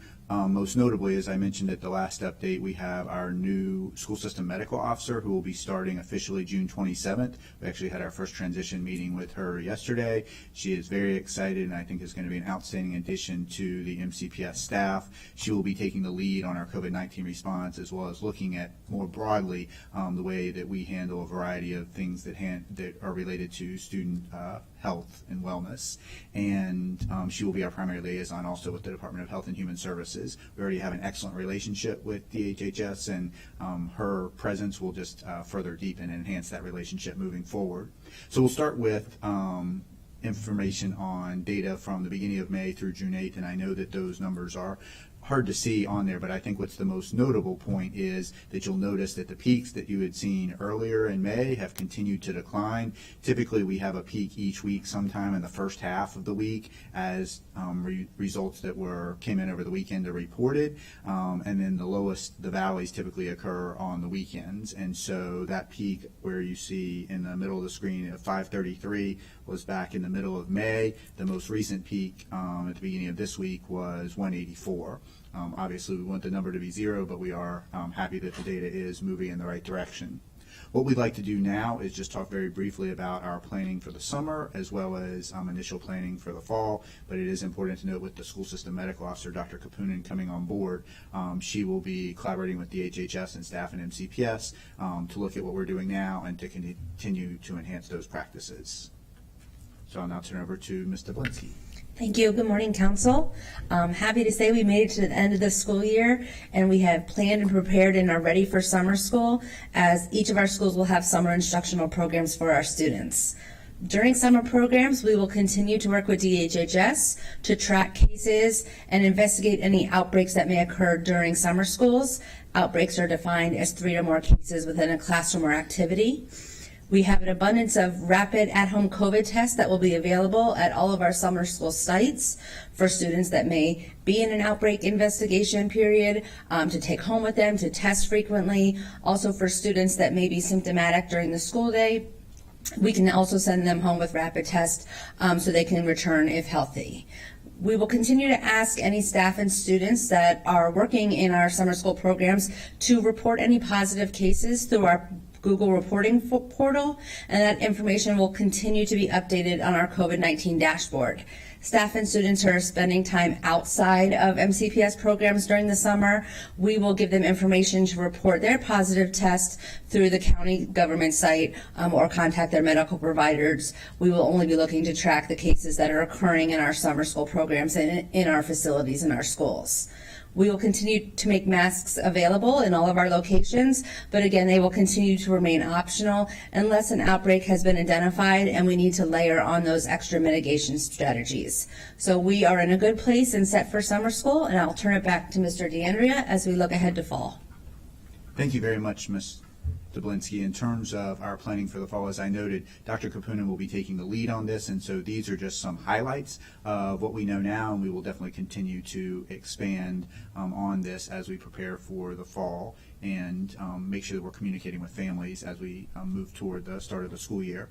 So we definitely plan to continue the distribution of rapid test kits following major holidays and breaks from school. That was something that we found to be very effective when we started doing that this spring, and we definitely plan to continue doing that. Over the summer and into the fall, we will obviously continue to collaborate very closely with DHHS, especially if there's updated guidance from the Maryland Department of Health, the State Department of Education, or the CDC. We know that when that guidance comes out, that's oftentimes when we have the most number of families reach out to us with questions, and so we want to be proactive in working with DHHS to determine the implications and how that information is communicated to our families. It is important to note that as it stands now, the funding for the asymptomatic PCR testing that we do in schools each week currently ends September 30th. That could be extended, but at this point, Dr. Kapunen will take the lead in determining next steps for that, whether we go with another vendor using other resources, or if the state does extend those funds, which we are cautiously optimistic that they will. And then, as I noted earlier, definitely we will continue to work with DHHS to support connecting families with a variety of countywide resources that are available. And now the last quick update will be regarding upcoming vaccination opportunities for students. And I will turn it over to Ms. Izzard. Good morning, Council. As you can see, we have listed our after-school clinics, and we began doing our after-school clinics on Wednesday, especially when the boosters were made available to our 5 and older students. We see a lot of energy around boosters for the 5 and older. And those are also our upcoming clinics on the weekend. We are working alongside of our partners from MCC-PTA, who've done an incredible job at supporting not only the vaccination side, but also having resources for mental health support for our families as they come to the clinics. As Mr. O'Donnell indicated, we have been in discussion for the 4 and under groups, and we anticipate having our first set of clinics hopefully the following weekend, and strategically in impacted neighborhoods. We do not have those listed yet because, again, we're waiting for that go button to be pushed by CDC and FDA. Thank you. Thank you, Ms. Izzard. And in closing, the last thing that I would like to say is to thank all of the council members for your support throughout this year. We know that there have definitely been a lot of learnings that have occurred over the course of this year that we will use this information as we move forward to ensure effective communications with families and be prepared for a variety of contingencies. And also, we want to thank the Department of Health and Human Services for their partnership throughout this process. I think all of us had hoped that when we return to school at full capacity this year, it would be much different than the 2 years of the pandemic, and in reality, the 2 previous years of the pandemic, and in reality, we know that there were a significant number of challenges with that that we navigated collaboratively, and look forward to building on that moving forward. So thank you very much, and I'll turn it back over to you, President Albornoz. Thank you all for your leadership. I'll just start with this, then I have a number of my colleagues who have questions or comments. So it feels like we're at pre-pandemic levels for events and festivals and programs that are out in the community, which is terrific. It demonstrates significant progress. And at least 2 of them, I've been approached by residents who have asked me, would you have done anything different, knowing what we know now with COVID? And the practical reality is like every jurisdiction across this country, we've been building a plane while flying it and dealing with information in real time that sometimes changed in real time. And we've all been doing the best we can to keep our residents safe, which is the most sacred thing that we as county officials have the responsibility to carry out. So while we will take the lessons learned that we have undertaken these last 2+ years now and recognize that COVID is still here, and that the headline, I think, based on the presentations that we've received thus far, is vaccinations remain the best way to prevent this from impacting ourselves or our families, and that our most vulnerable among us continue to be the most vulnerable to this awful virus. And as we see with monkeypox, there will be other forms of other viruses, and this has been a unique opportunity for us to help ensure that we strengthen our public health infrastructure here in our community. So to the answer to the residents that have that question, I would say we are constantly learning, but always erring on the side of caution, which I think is the appropriate place to be. So with that, I've got Council Members Rice, then Reamer, then Vice President Glass, then Councilmember Friedson, who are in the queue to speak. I'll turn it over now to Councilmember Rice. Well, thank you very much, Council President, and thank you to all of our partners for their presentation. It seems as though, as we've seen throughout this pandemic, that our residents are doing what they need to, listening to us and taking guidance that really are keeping our numbers when we look at other jurisdictions that are similar to us in size at a much lower level. So congratulations to all of you for your great work, and that includes our school system. That being said, I have a couple questions. Dr. Bridgers, for you and your team, When it comes to, I know that the CDC has given guidance when it comes to the age for boosters. And there's a lot of questions that are swirling out there in the community about, well, you know, it says 50, but if you're 48, if you're 47, like why is 50 the magic number? Many people are seeking out for additional protection, as you heard from the council president, that are actually taking it seriously, and we like that. Are there, let me ask the question this way. Is there a restriction from CDC that says that we cannot administer a second booster to someone because they are under the age of 50, i.e. 49, 48 and a half, whatever the case may be? That's first question. Then second, is there a standardized policy that we have in Montgomery County, and is that something we are looking at in terms of if a person seeks out a booster because they feel as though they're in a more, it doesn't have to be for, immunocompromised. It could just be that they're in a position where they travel a lot. They're a person who works in a concert venue, like a restaurant worker or a grocery store worker who interacts with people much more than a typical person does. Are there things that we're doing to set a policy that allows for flexibility if it's afforded to us, which is the first question? So first question and then second question. Thank you, Councilmember Rice, for that question. So let me process that and unpack it. So there are clinical guidelines, there are federal regulations based on the second dose that we provide. However, the clinical guidance that we receive from the Maryland Department of Health is that there's no attestation. We recommend that you consult with your primary care provider or physician if you are age appropriate or eligible. But our bodies function differently, so I can't look at you and determine whether or not you have, if you are immunocompromised, or our team can't determine if you have a chronic illness that would put you at greater risk. The guidance is based around that, and so we don't attest. If you come in, it's at your discretion and based on what your patient history and working with your primary care provider. I believe, Ms. O'Donnell, correct me if I'm incorrect, that Pfizer is the only authorized vaccine. So your primary care physician can administer a dose to you if they feel that you need to have an additional dose based on your chronic illness or whether or not you are immunocompromised. So we try to stay within the guidance and recommendation and what the data and science are saying. However, the attestation rule applies. We will not knowingly or willfully turn anyone away, or should turn anyone away, that comes in for an eligible person that comes into one of our clinics for a shot. So Don, you want to add to that? Yeah, let me just add on this. As Dr. Bridgers was saying, because Pfizer is fully FDA approved, physicians are more likely and able to prescribe off-label. And so at a physician's discretion, they can say, yes, you are at higher risk, or there's another need. And those physicians know their patient history and they have that relationship. We, in public health, are working off of the state standing order. So we don't really have that same latitude to go off-label and go outside of those guidelines. And that's why, again, we do wait for Maryland Department of Health to issue their guidance on who is eligible. 4 different vaccines, 4 different courses. We know there's been a little bit of an adjustment for those second doses. Now it's 3 to 8 weeks. So that comes out as the sciences gets updated and the information gets updated.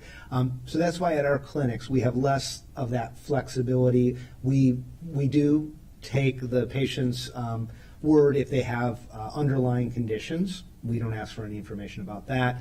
But their vaccine records are part of what we pull up when we pull it up to make sure we're giving them the right dose.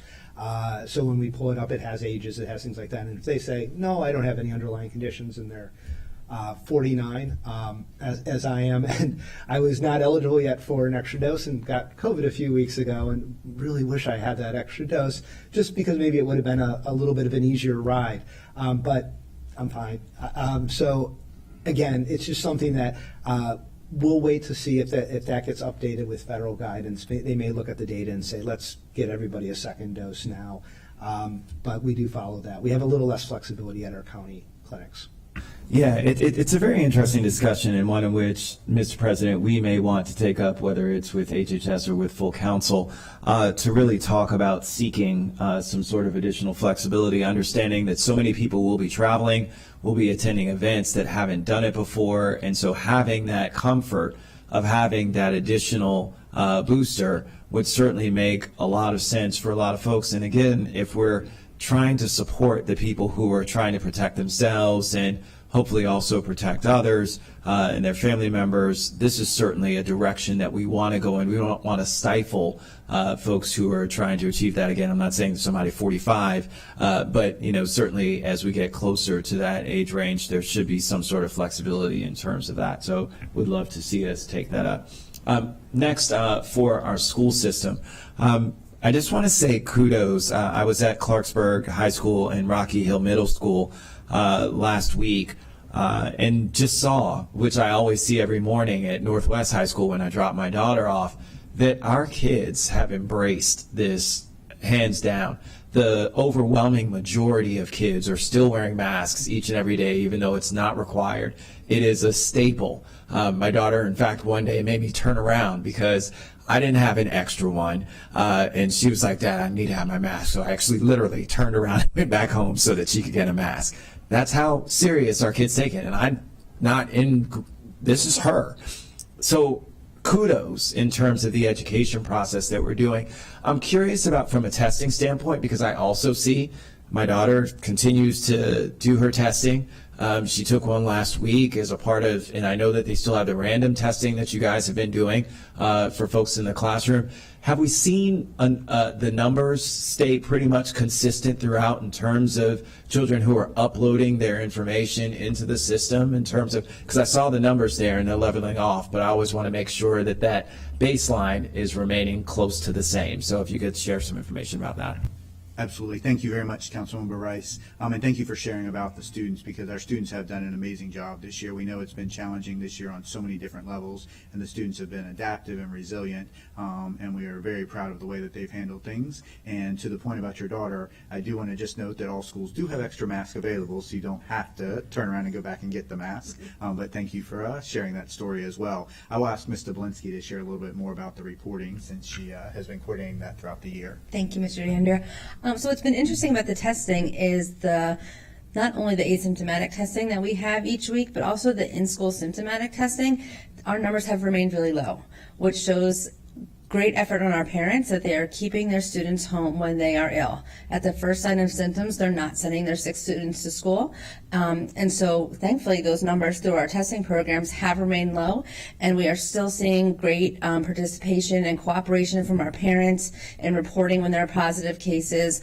All of our school principals and school office staff also are in this with us together and can assist parents with uploading results, reporting through the reporting format when they call the school to report their student has tested positive.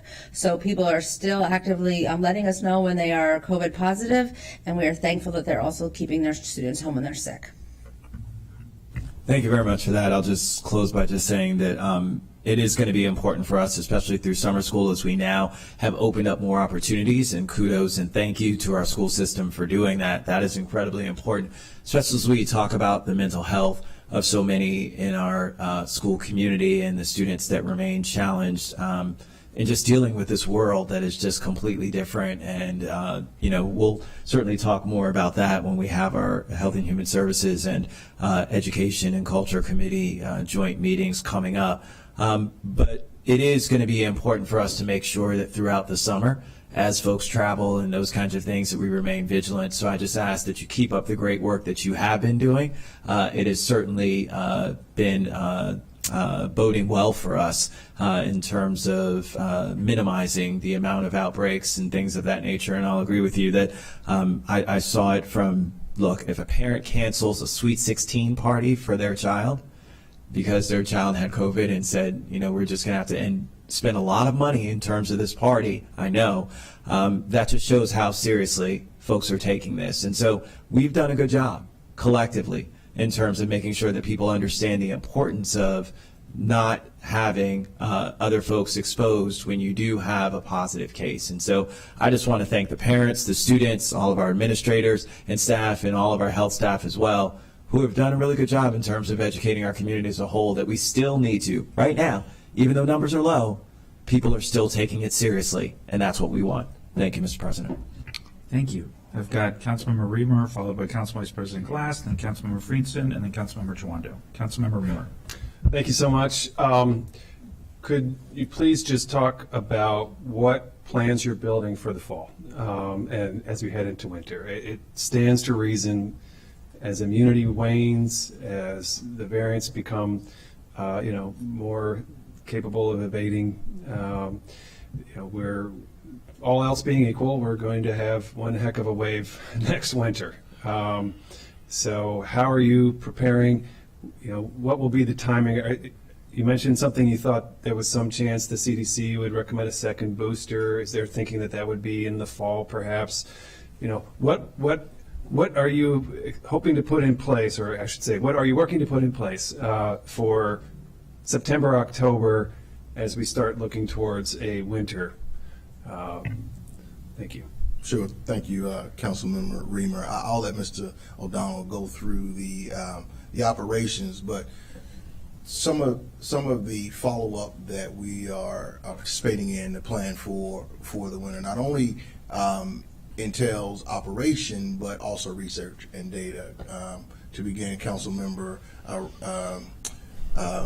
Rice asked last month about long COVID studies. And so we're looking at long COVID studies, and we're working with our minority partners to look at long COVID studies, not only in the county, but abroad throughout the lifespan. So we're looking at data so that we can identify or get a sense of where the data points to possible needs or impact on our hospitalization or our healthcare industry. So we have our residents from our uniformed services who are chronic disease doctors and epidemiologists to come in and to look at some of the data. There's also recent literature that we read on artificial intelligence and looking at patient records to determine if there are underlying health conditions and chronic illnesses that may be exacerbated by either another wave or a wavelet or a surge in the fall. So we're looking at that.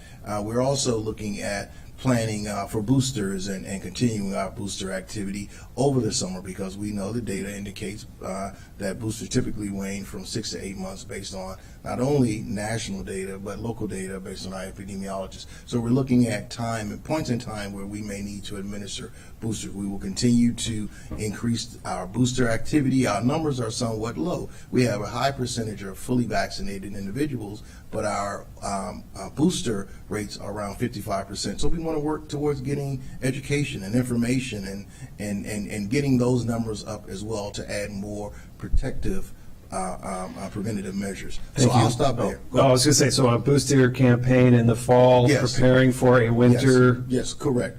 storm. So we're planning now for the fall. One of the things that we've done, and we've talked about lessons learned over the 5 or 6 waves over the past 2 years, is that whenever we see a decrease or a decline in cases, that's our point in time to evaluate our programs, our operations. So we use that time not as a time to say, hey, the numbers are down, the cases are low, but as an opportunity to reflect and assess and evaluate our capabilities, our partnerships, whether or not we need to strengthen or expand those partnerships in the community so that we can have access and greater equity for all. So that's part of that planning now in preparing for the fall and winter months. So I'll stop there and let Mr. O'Donnell go through some of the operational aspects. Thank you. And again, a lot of where our response is now firmly rooted in the surveillance, following the data that's global, national, local, to inform us of what these new variants, these new waves are looking like. Are they high impact, spreading widely? Are they causing serious illness? Are they causing different types of illness? And so that's a very important part of what we're doing. As Dr. Stoddard has mentioned, we have stockpiled not only rapid tests, but PPE. The PPE supply chain is working well. We are currently trying to preserve that stockpile by recommending to healthcare partners who use lots of PPE continue to use the supply chain. But we do have an emergency supply if that breaks down as it has in the past. I'll draw back to looking at some of the previous waves. When we were in December and January, as you recall, the testing sites at the county were absolutely packed. We had to go to appointment only, and it was frustrating, frankly, for us and for the community to try to get testing. As we went through the more recent wave, we didn't have that same thing, and that is because we had rapid tests available, distributed out, and so we feel, and we also have take-home PCRs that people could take home, drop off. So we do feel like we've evolved in some of the tools we've had available to us that we make available to the community to help with the testing. It's a major part of people understanding, should they stay home, should they be around other people. Even as people wear less masks in public, that's even more important, so they know when they do need to wear a mask. And then, of course, the disease control piece of it, which is incredibly important, those outbreak investigations, those congregate settings where COVID and other communicable diseases can spread so much more easily. And that is truly a partnership with our state partners as well as our federal partners. But the state guidance, the state contact tracers, the state epidemiologists, we work very closely with. So we expect between now and then, guidance will change from the CDC, guidance will change from Maryland Department of Health. They have said that they're looking at test to stay, childcare, school age guidance, and they may be updating that soon. And we are really looking forward to that as well. But we go with that guidance. We figure out how to implement it. We're a different jurisdiction than other places in Maryland, other places in the U.S. And so a lot of what we do will be focused on trying to take the guidance, things people are reading about in media, and making sure that we can consistently apply those tactics and those strategies in Montgomery County. Thanks. Thank you very much. Just a quick announcement. On June 30th, we are going to host a joint Government Operations HHS committee session to discuss as a follow-up of the public health officer position. And I know the county executives branch is going to be providing us with some information on recommendations on different options, but just wanted to make that announcement. I'll now turn it over to Council Vice President Glass. I appreciate the Council President raising that issue, because I was going to raise it right now. So thank you for teeing that up, reading my mind as usual. So it was May 19th when we last had this conversation about the health officer vacancy. And CAO Madaleno was here sharing with us the thoughts of the executive department. And it's been 9 months since Dr. Gales resigned. And so I'm curious, while we might have a hearing, a joint committee hearing in the next few weeks, I'm curious if you can provide any updates or evolution in thought process while we're here now.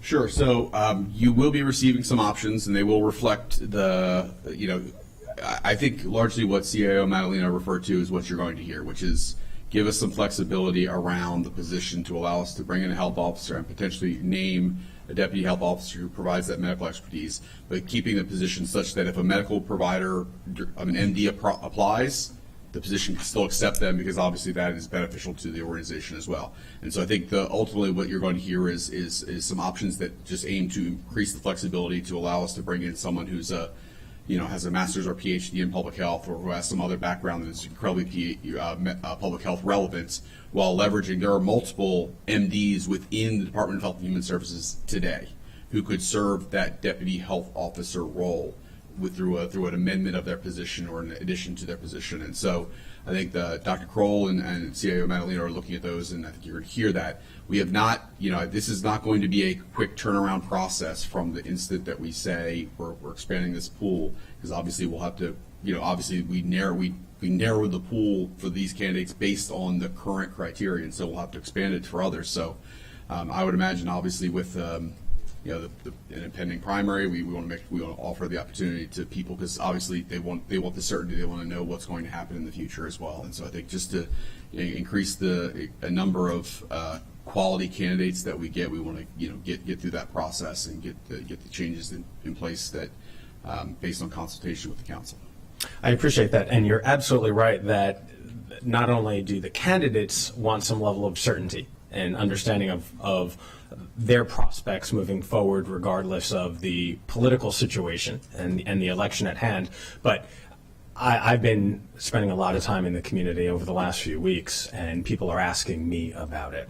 As we are emerging and as we are starting to lay plans to maintain our high level of health and safety, people are asking about the vacancy. And when I've shared with them the reality that Montgomery County is the only jurisdiction in the state that requires the health officer to be a medical doctor, as opposed to having a PhD in public health, the crowdsourcing that I've done, most people understand that a PhD in public health is a very strong individual with a strong background to keep us healthy and safe.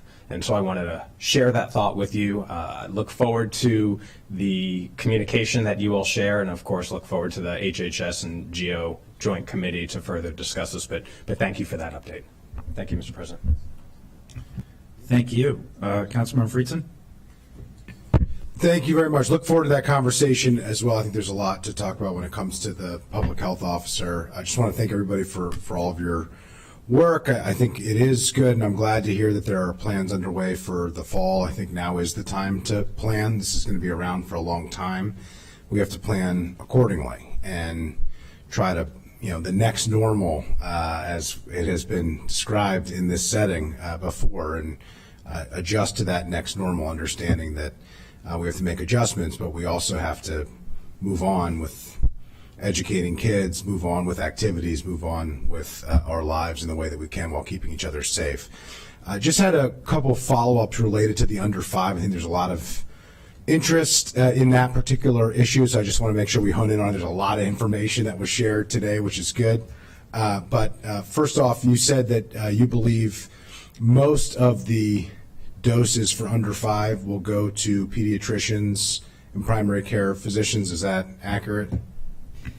So we don't know yet how the initial few weeks are going to be determined by the Maryland Department of Health. They've done surveys with the health departments, with the pediatricians, so on. Once they know what everyone's asking for, they'll make a determination of how to distribute it. But based on the historical distributions previously, it will likely be largely to the private healthcare sector. It may be a little bit less to, say, pharmacies and those types of places who are probably less built out to administer vaccine to very, very young children.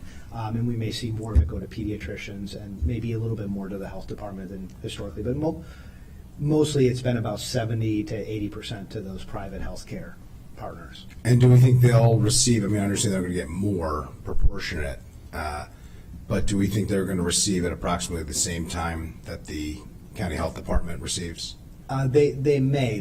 What's been outlined to us is there's a wave 1, a wave 2, separated by about a week of receiving the vaccine, and it was up to the providers to request it during wave 1 or during wave 2, and then it will go to a more traditional process, which they're calling it the post-EUA requests. And so they'll accept additional ongoing requests, and eventually they'll just shift right over to the manufacturer filling those requests as it has before. So again, we don't know exactly who's asked for what at this point, but I do know back in the 5 to 11, a lot of pediatricians asked for it initially and got it during that first wave, and many got it during the second wave, which was about a week later. And the clinics for the county, you believe, could receive and be set up as early as not this weekend, but the following weekend?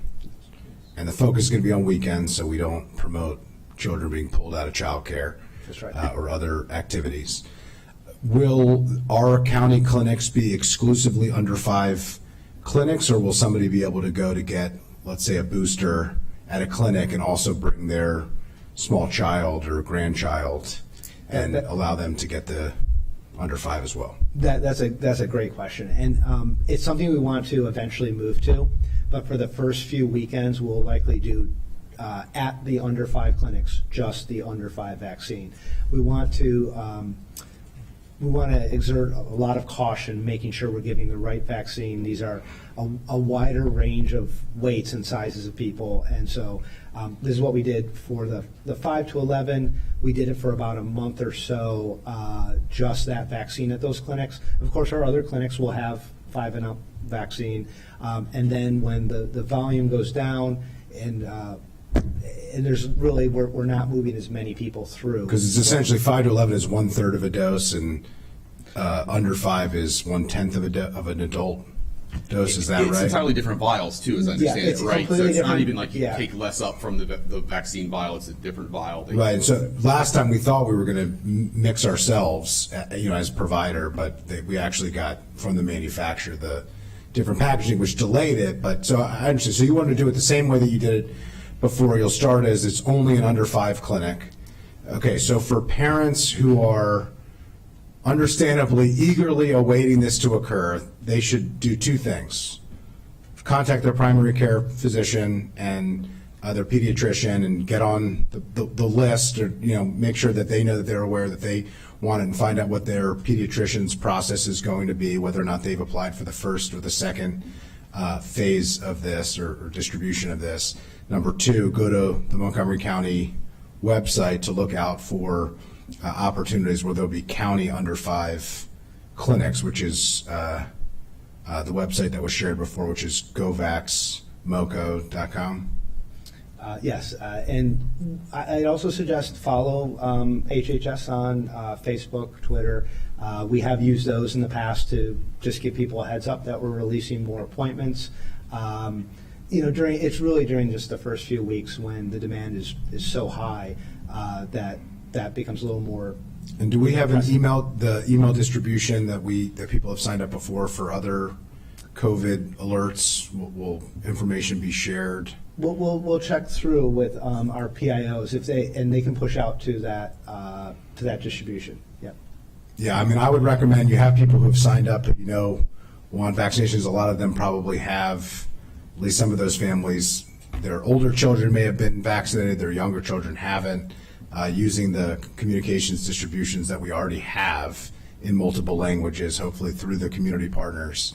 Let's take advantage of the information that we have, because I think there's a lot of interest here. I don't think there's as much information as could be shared up to this point. Now that we have some idea of timing and process, I think we got to get the information out to residents. But follow social media, go on the county website. If you have a primary care physician, pediatrician, reach out to them as well. There'll be multiple avenues in order to access the vaccine for under 5. So, Councilmember Friedson, let me just add this one point. As Ms. O'Donnell said, that a larger percentage will go to the county's providers because they're a trusted entity. So let me just say to our counties, thank you for trusting our sites as trusted entities. We are building a platform and a vaccination strategy where we can capture the entire family. So if there's a family that needs a booster or an initial dose, we're building that platform. The last piece is we will wait until we receive the final MDH clinical guidance, which has been our practice. So when folks hear that FDA approved it, CDC approved it, we wait until we received the final clinical guidance. We've had some challenges with that, where individuals have showed up at our site, but we ask folks to be patient. We are planning for that. We hear you. We will increase our messaging so that we can stay ahead, as we've done before, or attempted to get the message out, which has been one of your recurrent asks of us. So thank you. Appreciate it. I'll just close on that note. As we've been saying repeatedly, let's control what we can control, over communicate what we can't control, and I appreciate your efforts in doing that, and we look forward to getting more of our residents vaccinated and boosted. Thanks very much. Thank you. I was taking notes on that one. Councilmember Jawando.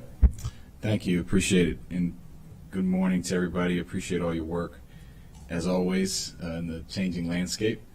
And I'm glad I'm going where I am. I wanted to talk about the 5-year-old question as well, as the parent of a under 5, and I talked to a lot of those folks, other parents and caregivers, and this was brought up, I think, in the Washington Post story. I mentioned this to Dr. Kroll last week. I am concerned on the other side of the coin. While I know there will be a lot of people that get the vaccine, the surveys actually show that a lot of parents are not hot on getting and that's certainly my experience with our cohort, are not very excited about getting the under 5 vaccine. I think the survey said 1 in 5 parents are eager, but there's a vast majority that are going to wait or not get it at all. And I think that's a result of the confusing, was it going to be the delays and all the things that's happened. Obviously, the FDA made it very clear last week that they do think that both the Pfizer and Moderna will add a benefit and reduce illness and potential for serious illness or death in the under 5 population. So do you have plans on the messaging side? I think we should, because I think then it's been added another level of confusion here that you can choose between which one you want. And, well, what are we choosing on, right? And again, these are not problems you've created or, challenges you've created, but I do think we want to be as clear as we can about what's out there and how we're communicating, particularly to populations that we expect that maybe have showed hesitancy in the past.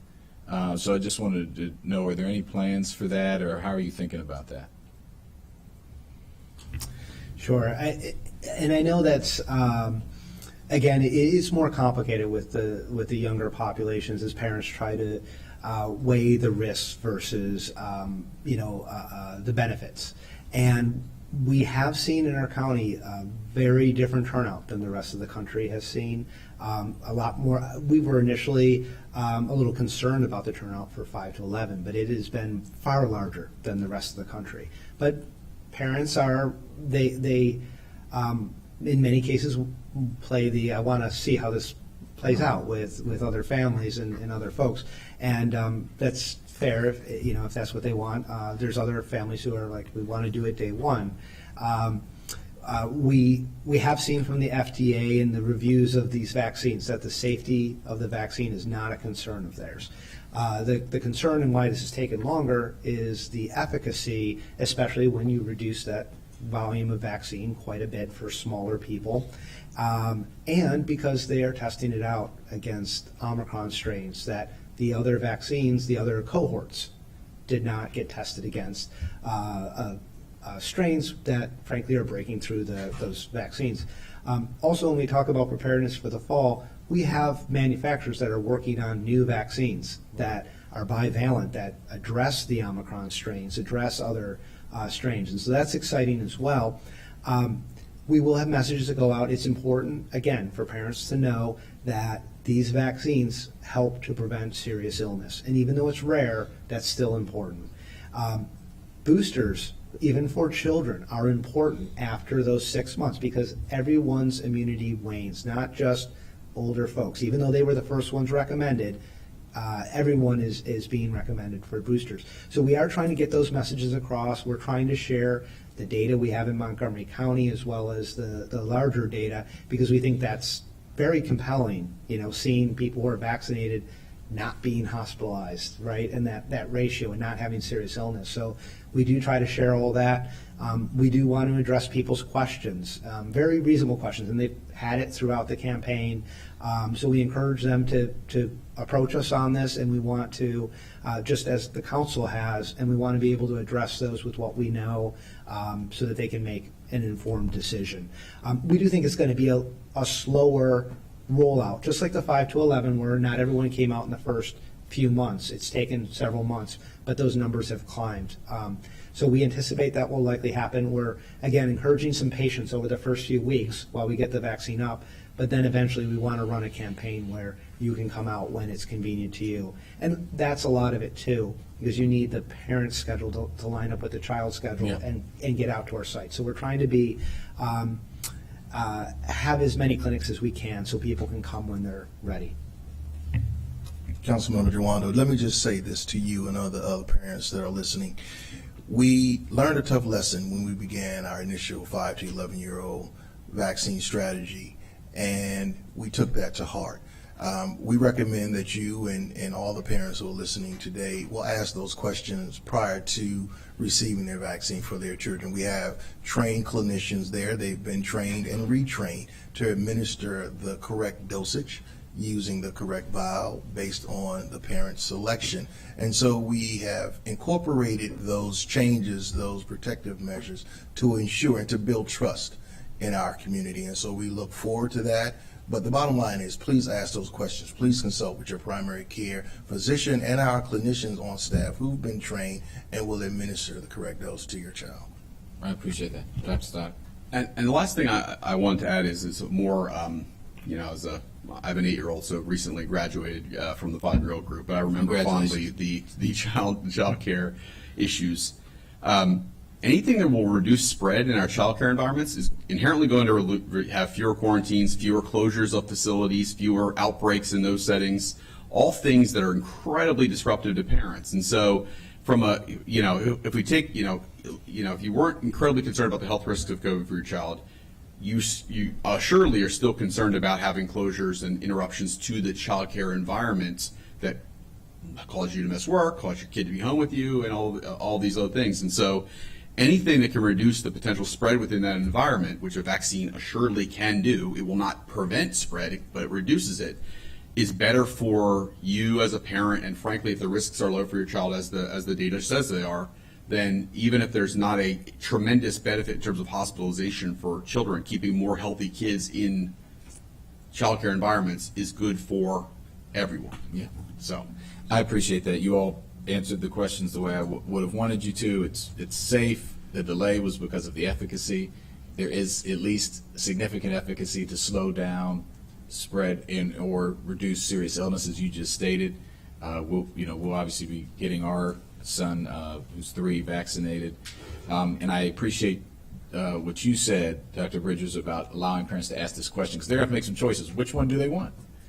Where are they going to get it? All those things. And so the more that we can just provide the answers that we have in a very clear way in an FAQ, for our smallest people, as you said, Mr. O'Donnell, I think it's going to be helpful. And I am very proud of our residents that have had a higher vaccination rate, higher than the country. But this is obviously, there's a new challenge with each population in making sure we do this right. And to Councilman Reamer and other people's points, as we head off this fall, winter, these boosters for 5 to 11 and boosters for obviously for our adults, but this population getting vaccinated is going to be really important, and a lot of these 4 to 5-year-olds are going to be entering kindergarten next year, right? So we want to make sure that we're getting ahead of that. So appreciate it and look forward to updates. Thank you, Mr. President. Thank you all, and thank you, colleagues. Thank you, everyone. So we look forward. Can I make one more? Go ahead, Dr. Stoddard. Council President Alvarez, to answer your original question that the constituents have asked about whether we've learned lessons, I just want to report that we have been working on an after-action report. Great. It's 80 pages right now. It will be longer than 80 pages when it's finished, probably over 100 pages. But there will be a ton of lessons learned from this pandemic. It's been a 2-year event. We've been very thoughtful about this. Good lessons learned, things that we did positively, and lessons learned for improvement, things that we would have done differently had we had the knowledge that we have today about how to manage an environment like we've experienced. And so I just want to underscore what you said at the beginning is there's going to be a lot of lessons learned from this particular event. Some of them have been incorporated into the budget that you all have approved and the county executive proposed for things that we want to keep doing, that we've learned a tremendous lot with our diverse communities and our communication and things of that nature. There will be things that we surely need to do better, the FEMA reimbursement process, things like that specifically. And so I just want to say to our residents that we are being very thoughtful about what we've done over the last 2 years, and we do know that there are things that we need to do better and different, and are planning for those things in the future. And so we will have that report finished probably around the end of the summer, and we look forward to presenting it to the council in the early fall. That's a great way to end. Thank you very much, Dr. Stoddard. I'm sorry. Councilmember Navarro. Thank you. I do thank you for saying that, because it is true that, of course, everybody wants to, try to understand and reflect on the way that this pandemic has been handled. And I think for me, the conclusion that I have reached is that this is such an example. It's almost like a case study on how people who didn't necessarily have in their job description certain duties didn't care about that. Everybody who had a particular skill set or a particular understanding or insight, et cetera, everybody just rallied together to get to this point. And I think it's an important narrative, because oftentimes the media wants to just reduce everything to like, so-and-so isn't responsible, so-and-so is in charge, so-and-so is at fault. This was really, truly an incredible collective effort. that also included a lot of community members who before had not played an outsized role, but just kind of stepped up and things just kind of moved. And I do hope that, in this report and in previous reporting in the media, that is actually covered and appropriately reflected, because if not, it's like a disservice to other jurisdictions who may still be trying to figure it out. Or is it also a disservice to future crises, because there will be others that will come along, to not accurately reflect what took place. And so, again, both the things that worked and the things that could have been improved, and now we know and understand. Because, again, I think it gives also community members who stepped up an opportunity to see their effort reflected and acknowledged. But I really wanted to say that, because there's a lot of, lots of interesting sound bites and conversations, being thrown around because it's election season. And unfortunately, I think that this gets somehow obscured. And thank you all for actually, leading that charge, because it's not up to one person. It was, as I said, an extraordinary thing to see how people just literally put aside whatever titles or, boundaries that existed to just step up and do the right thing. And by and large, I think there's a lot to be proud of. Thank you. Very well said. Thank you all very much. We move on to the next item on the agenda, which is an introduction of a number of bills. For a little bit of context for our public at home, this is a little bit of inside baseball, but as a standard practice, the council tries to refrain from introducing a large number of bills through the budget process to allow our central staff and team and attorneys to be able to focus on the development of that budget. And so we have a number of bills that are being introduced today, and I want to thank my colleagues for adhering to that standard and that past practice these last couple of months. So we begin with item number A, which is Expedited Bill 922. This is a property tax credit, elderly individuals and retired military service members with amendments. The lead sponsor is myself at the request of the county executive. There is a public hearing scheduled for June 21st at 1:30. Ms. McCartney Green is here. If you can just speak briefly about this. Sure. Good morning, council members. How are you? Expedited Bill 922 would extend the duration for a tax credit for elderly and for retired veteran members. The General Assembly this past session enacted Senate Bill 901, and Senate Bill 901 repealed a provision that would remove the duration for a tax period for the credit. So usually it's for 5 years, and so what this bill would do is no longer have for 5 years, but the executive has proposed to extend it to 7 years, and so this would extend it for an additional 2 years. With that being said, this is a time-sensitive bill. We do know that the tax season will begin July 1st, and so the council will have a public hearing scheduled for next week, June 21st, and followed by possible action as well. Previously, the council did not have the authority to extend this tax duration because this was a state enabling legislation. Now that that provision has been repealed, the council now has the authority to extend it by the additional 2 years. Thank you, Councilman. Thank you very much, Ms. McCartney Green. I don't see any questions for comments or colleagues at this time, so that bill is now officially introduced. And again, the public hearing will be on June 21st at 1:30 p.m. We now move on to Bill number 1022. This is Personnel and Human Resources, Paid Parental Leave. The lead sponsor is Councilmember Friedson, with co-sponsors Councilmembers Hucker, myself, Katz, and Navarro. Councilmember Friedson, I'll turn it over to you to speak to this bill. Thank you very much, Council President. I'm really excited to be introducing this bill to support working parents who do public service for Montgomery County. I strongly believe that Montgomery County, as an employer of almost 10,000 employees, can lead by the power of its example. We can model an environment that acknowledges, values, and uplifts women, parents, and families. Ultimately, this bill will strengthen our county government workforce and improve the services that we provide to residents.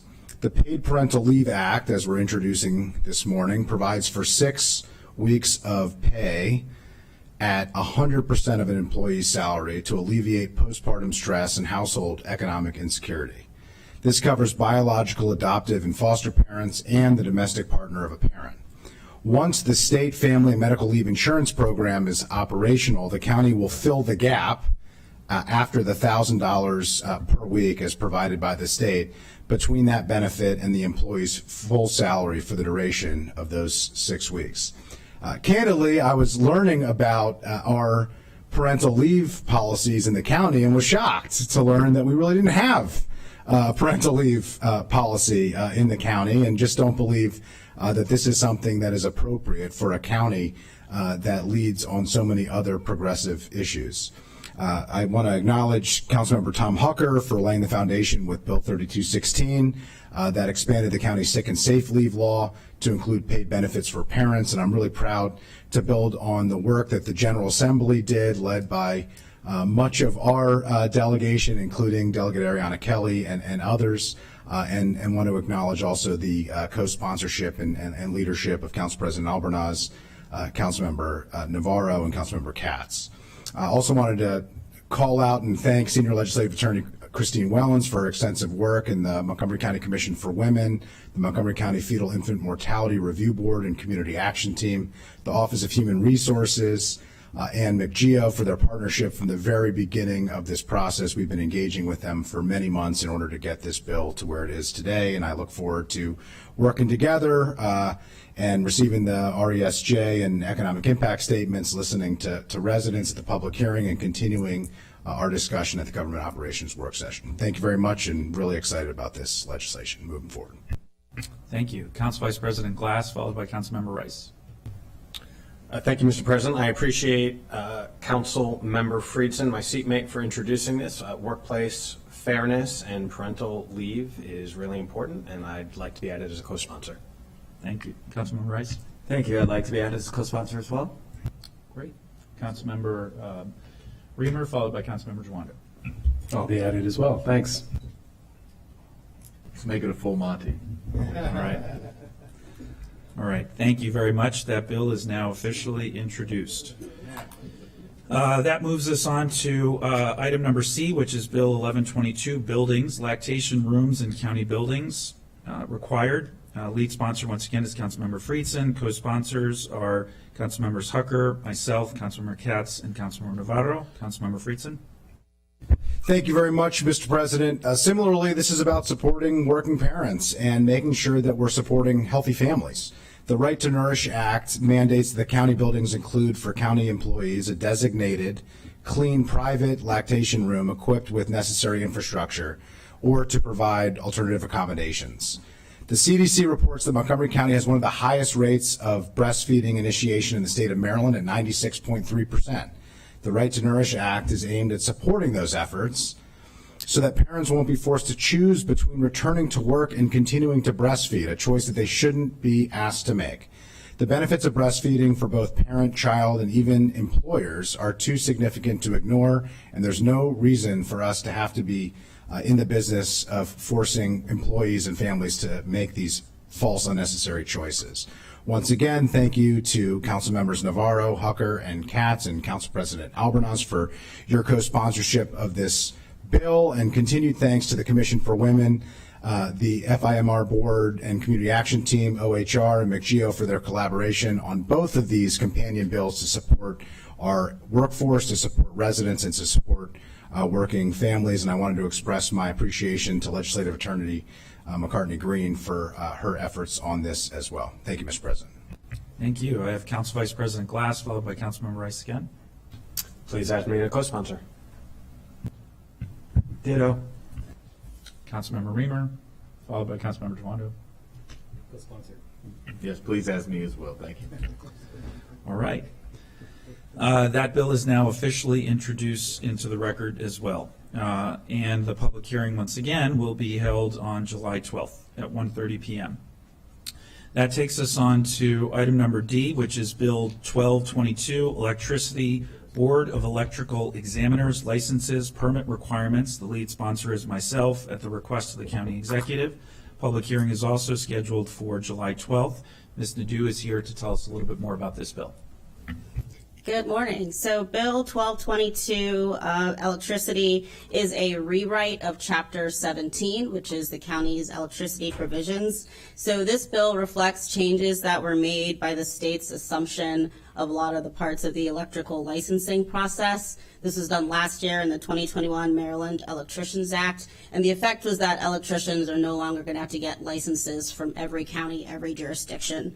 So the code is being updated to reflect that. So this bill will do that by deleting several license categories for electricians and then creating a new category, the low voltage electrician license, which is something the county can still administer. And to go along with that new category, there's going to be a new permitting process as well. And that public hearing will be scheduled for July 12th. Thank you, Ms. Nadeau. I don't see any questions or comments from colleagues, and so that bill is now officially introduced into the record as well. That takes us on to item number E. This is Bill 1322, Buildings Comprehensive Building Decarbonization. Lead sponsor is Councilmember Reamer. Councilmember Reamer, I'll turn it over to you to introduce and give an overview of this bill. Thank you. Thank you so much. Appreciate that. Really pleased to be able to bring this legislation before the body. It's legislation we'd actually drafted several months ago, but with everything that's going on with the budget, we wanted to wait for this day to have a chance to introduce it, and have been pleased in the past weeks to work very closely with the executive branch to craft it, and pleased by the support from the county executive. This legislation has a very simple objective, and it is to help the county tackle our climate crisis by helping us stop using fossil fuels. That is really the answer. The overwhelming share of impact in reducing our climate emissions is going to come from no longer burning fossil fuels. And the way to achieve that is by substituting all fossil fuel-based equipment in our buildings and in our transportation vehicles, and then plugging all of our buildings and our vehicles into an electricity grid instead of burning fossil fuels, and then having that electricity grid powered entirely by clean renewable energy. And this is very achievable. That's what's amazing about it. In fact, the recent UN report on climate change issued a clarion call that we now have the technology in hand to have the impact we're seeking on climate change. It is no longer something where we should feel powerless or unable to stop these trends. We can actually get them under control by using the technology that has been invented. And that technology, for example, is heat pumps. The new heat pump technology works so well. It is affordable, it is efficient, and it is effective. And there's no reason not to use it in buildings. So we now have alternatives. We have plug-in electric vehicles, we have heat pumps, and it's time to use them. So this legislation directs the executive branch to prepare an all-electric building code. It would be implemented in 2024. That is the timeline that Governor Hogan's task force, which convened around a variety of climate issues, recommended that Maryland should move to an all-electric building standard. So we're putting this in place on the timeline recommended by that task force, and we're very optimistic that as it is implemented over time, we'll see significant progress. We had a really wonderful event yesterday to unveil the legislation, and the head of the Green Bank came, and I want to again compliment Councilmember Hucker and Friedson for the legislation that they introduced with funding for our Green Bank to help buildings through this transition, and the all-electric amendment that I proposed and the council supported in that is going to play a significant role in this, because there'll be funding available for the all-electric transition for our buildings. So I know there'll be plenty of details ahead to work out, but you know, we've taken action on existing buildings with BEPS. This covers new buildings. If we can tackle solar and clean energy generation in the county and then help people switch their vehicles, we are really putting in place a full-scale climate strategy, and appreciate council members' consideration as we proceed. And I believe Councilmember Jawando has indicated that he is a co-sponsor, which I very much appreciate. Thank you. Yes, Councilmember Jawando. Yes, I had sent that ahead of time, but I appreciate Councilmember Reamer adding that. I'll just say briefly, this is an important step. If we're going to reduce our dependence on dirty energy and fuel. We have to do this, and appreciate Councilman Reamer putting it forward. I'm glad to see that there was agreement from the executive branch. I think it shows how important this is, and these are really important standards. So hope that we can move it forward. Appreciate it. Thank you. Great. So that bill has now officially been introduced as well, and once again, the public hearing is scheduled for July 26th at 1:30 p.m. That moves us on to item number 3F. This is Bill number 1422, Police Private Security Camera Incentive Program established. The lead sponsor is Councilmember Rice. Co-lead sponsors are Councilmembers Katz and myself. Councilmember Rice. Well, thank you very much, Mr. President. I'll try and be brief on this one. We've had an unfortunate number of incidents that have happened here in this county, and one of the things that actually led to solving many of the murders had been security camera footage and giving a lot of leads. We've seen this in the media, whether it be with our TV media, to where they all of a sudden have video that they can then showcase to the public saying we're looking for this individual. We've seen it stave off a number of crimes as well. And so from that perspective, similar to what the District of Columbia has done in terms of incentivizing these types of cameras for residents, we wanted to do the same here in Montgomery County. And so this simply is going to be a voucher or rebate program. It's going to be prioritized in areas to where we've seen a rise in violence and a rise in crime. So in response to what we're seeing in our communities, and it's just basically a bill that's going to keep our community safe. And so from that perspective, I appreciate the partnership in co-sponsoring. This is something that's going to be important to us across the board as we continue to unfortunately see some of the rises in crime and violence, but it will certainly lead to more of our cases being solved. And so our police are in full support of this. We worked hand in hand with the chief of police on this, and so I'm very excited to introduce this today. Thank you, Councilmember Rice. And I'll just note, this program has been very successful in the District of Columbia to help close a number of cases, and oftentimes that disproportionately impact our Black and brown community. And so I think this is an important step forward to address rising issues that we're seeing here and across this country. So I don't see any other. Councilmember Jwando. I'd like to be added as a co-sponsor. I just want to note this is an important strategy when we convene the businesses in Silver Spring and some of them at their own expense have put up cameras. And the Silver Spring Urban District had stepped in, and so I think this is an important strategy to make sure we know what's happening and that people are safe. So appreciate the sponsorship. Councilmember Navarro. Yes, I'd like to be added as a co-sponsor as well. I think it is an important tool as we do whatever we can to address this rise in crime. And thank you for introducing this. Great. Councilmember Hucker. Yeah. Okay. All right. Thank you. So Bill 1422 is now officially introduced. The public hearing is scheduled for July 12th at 1:30 p.m. And that takes us on to item number G. This is expedited Bill 1522, Special Capital Improvement Project Legislation Authorization, Kennedy Shriver Aquatic Center Building Envelope Improvement, P721503. The lead sponsor is myself at the request of the county executive. Mr. Levchenko, could you describe this? Yeah, county law requires that certain capital improvement projects that are individually authorized by, need to be individually authorized by law if the locally funded cost is projected to exceed what's called the special projects legislation threshold. That threshold for FY23 is $20,350,000. That actually applies to two projects this year.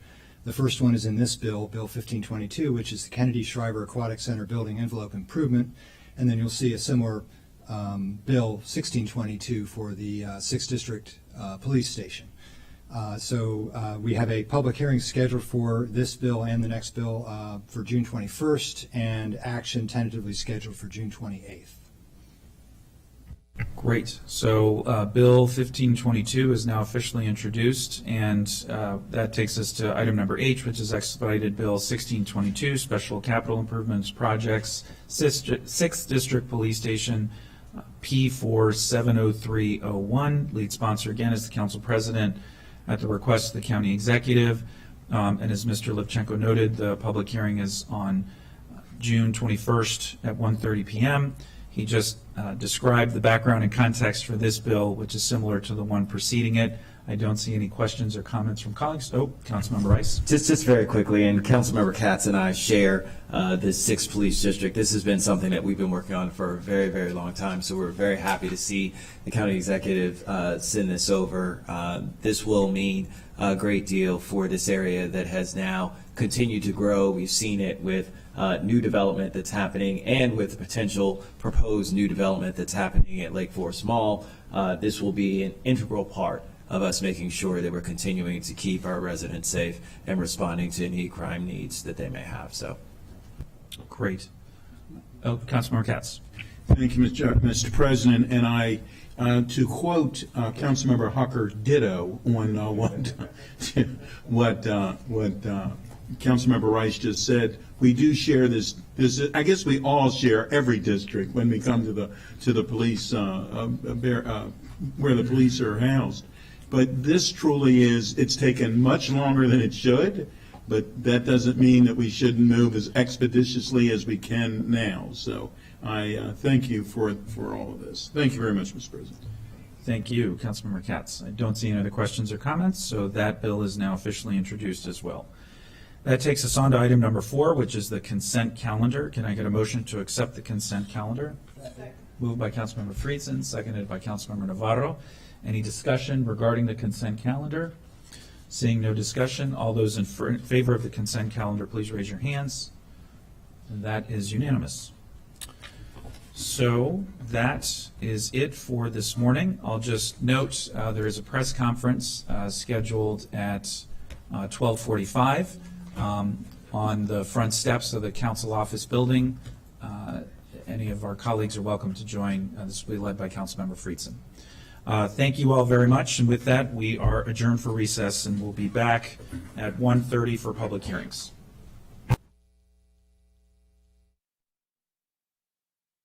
Of your neighborhood, and so our platform trains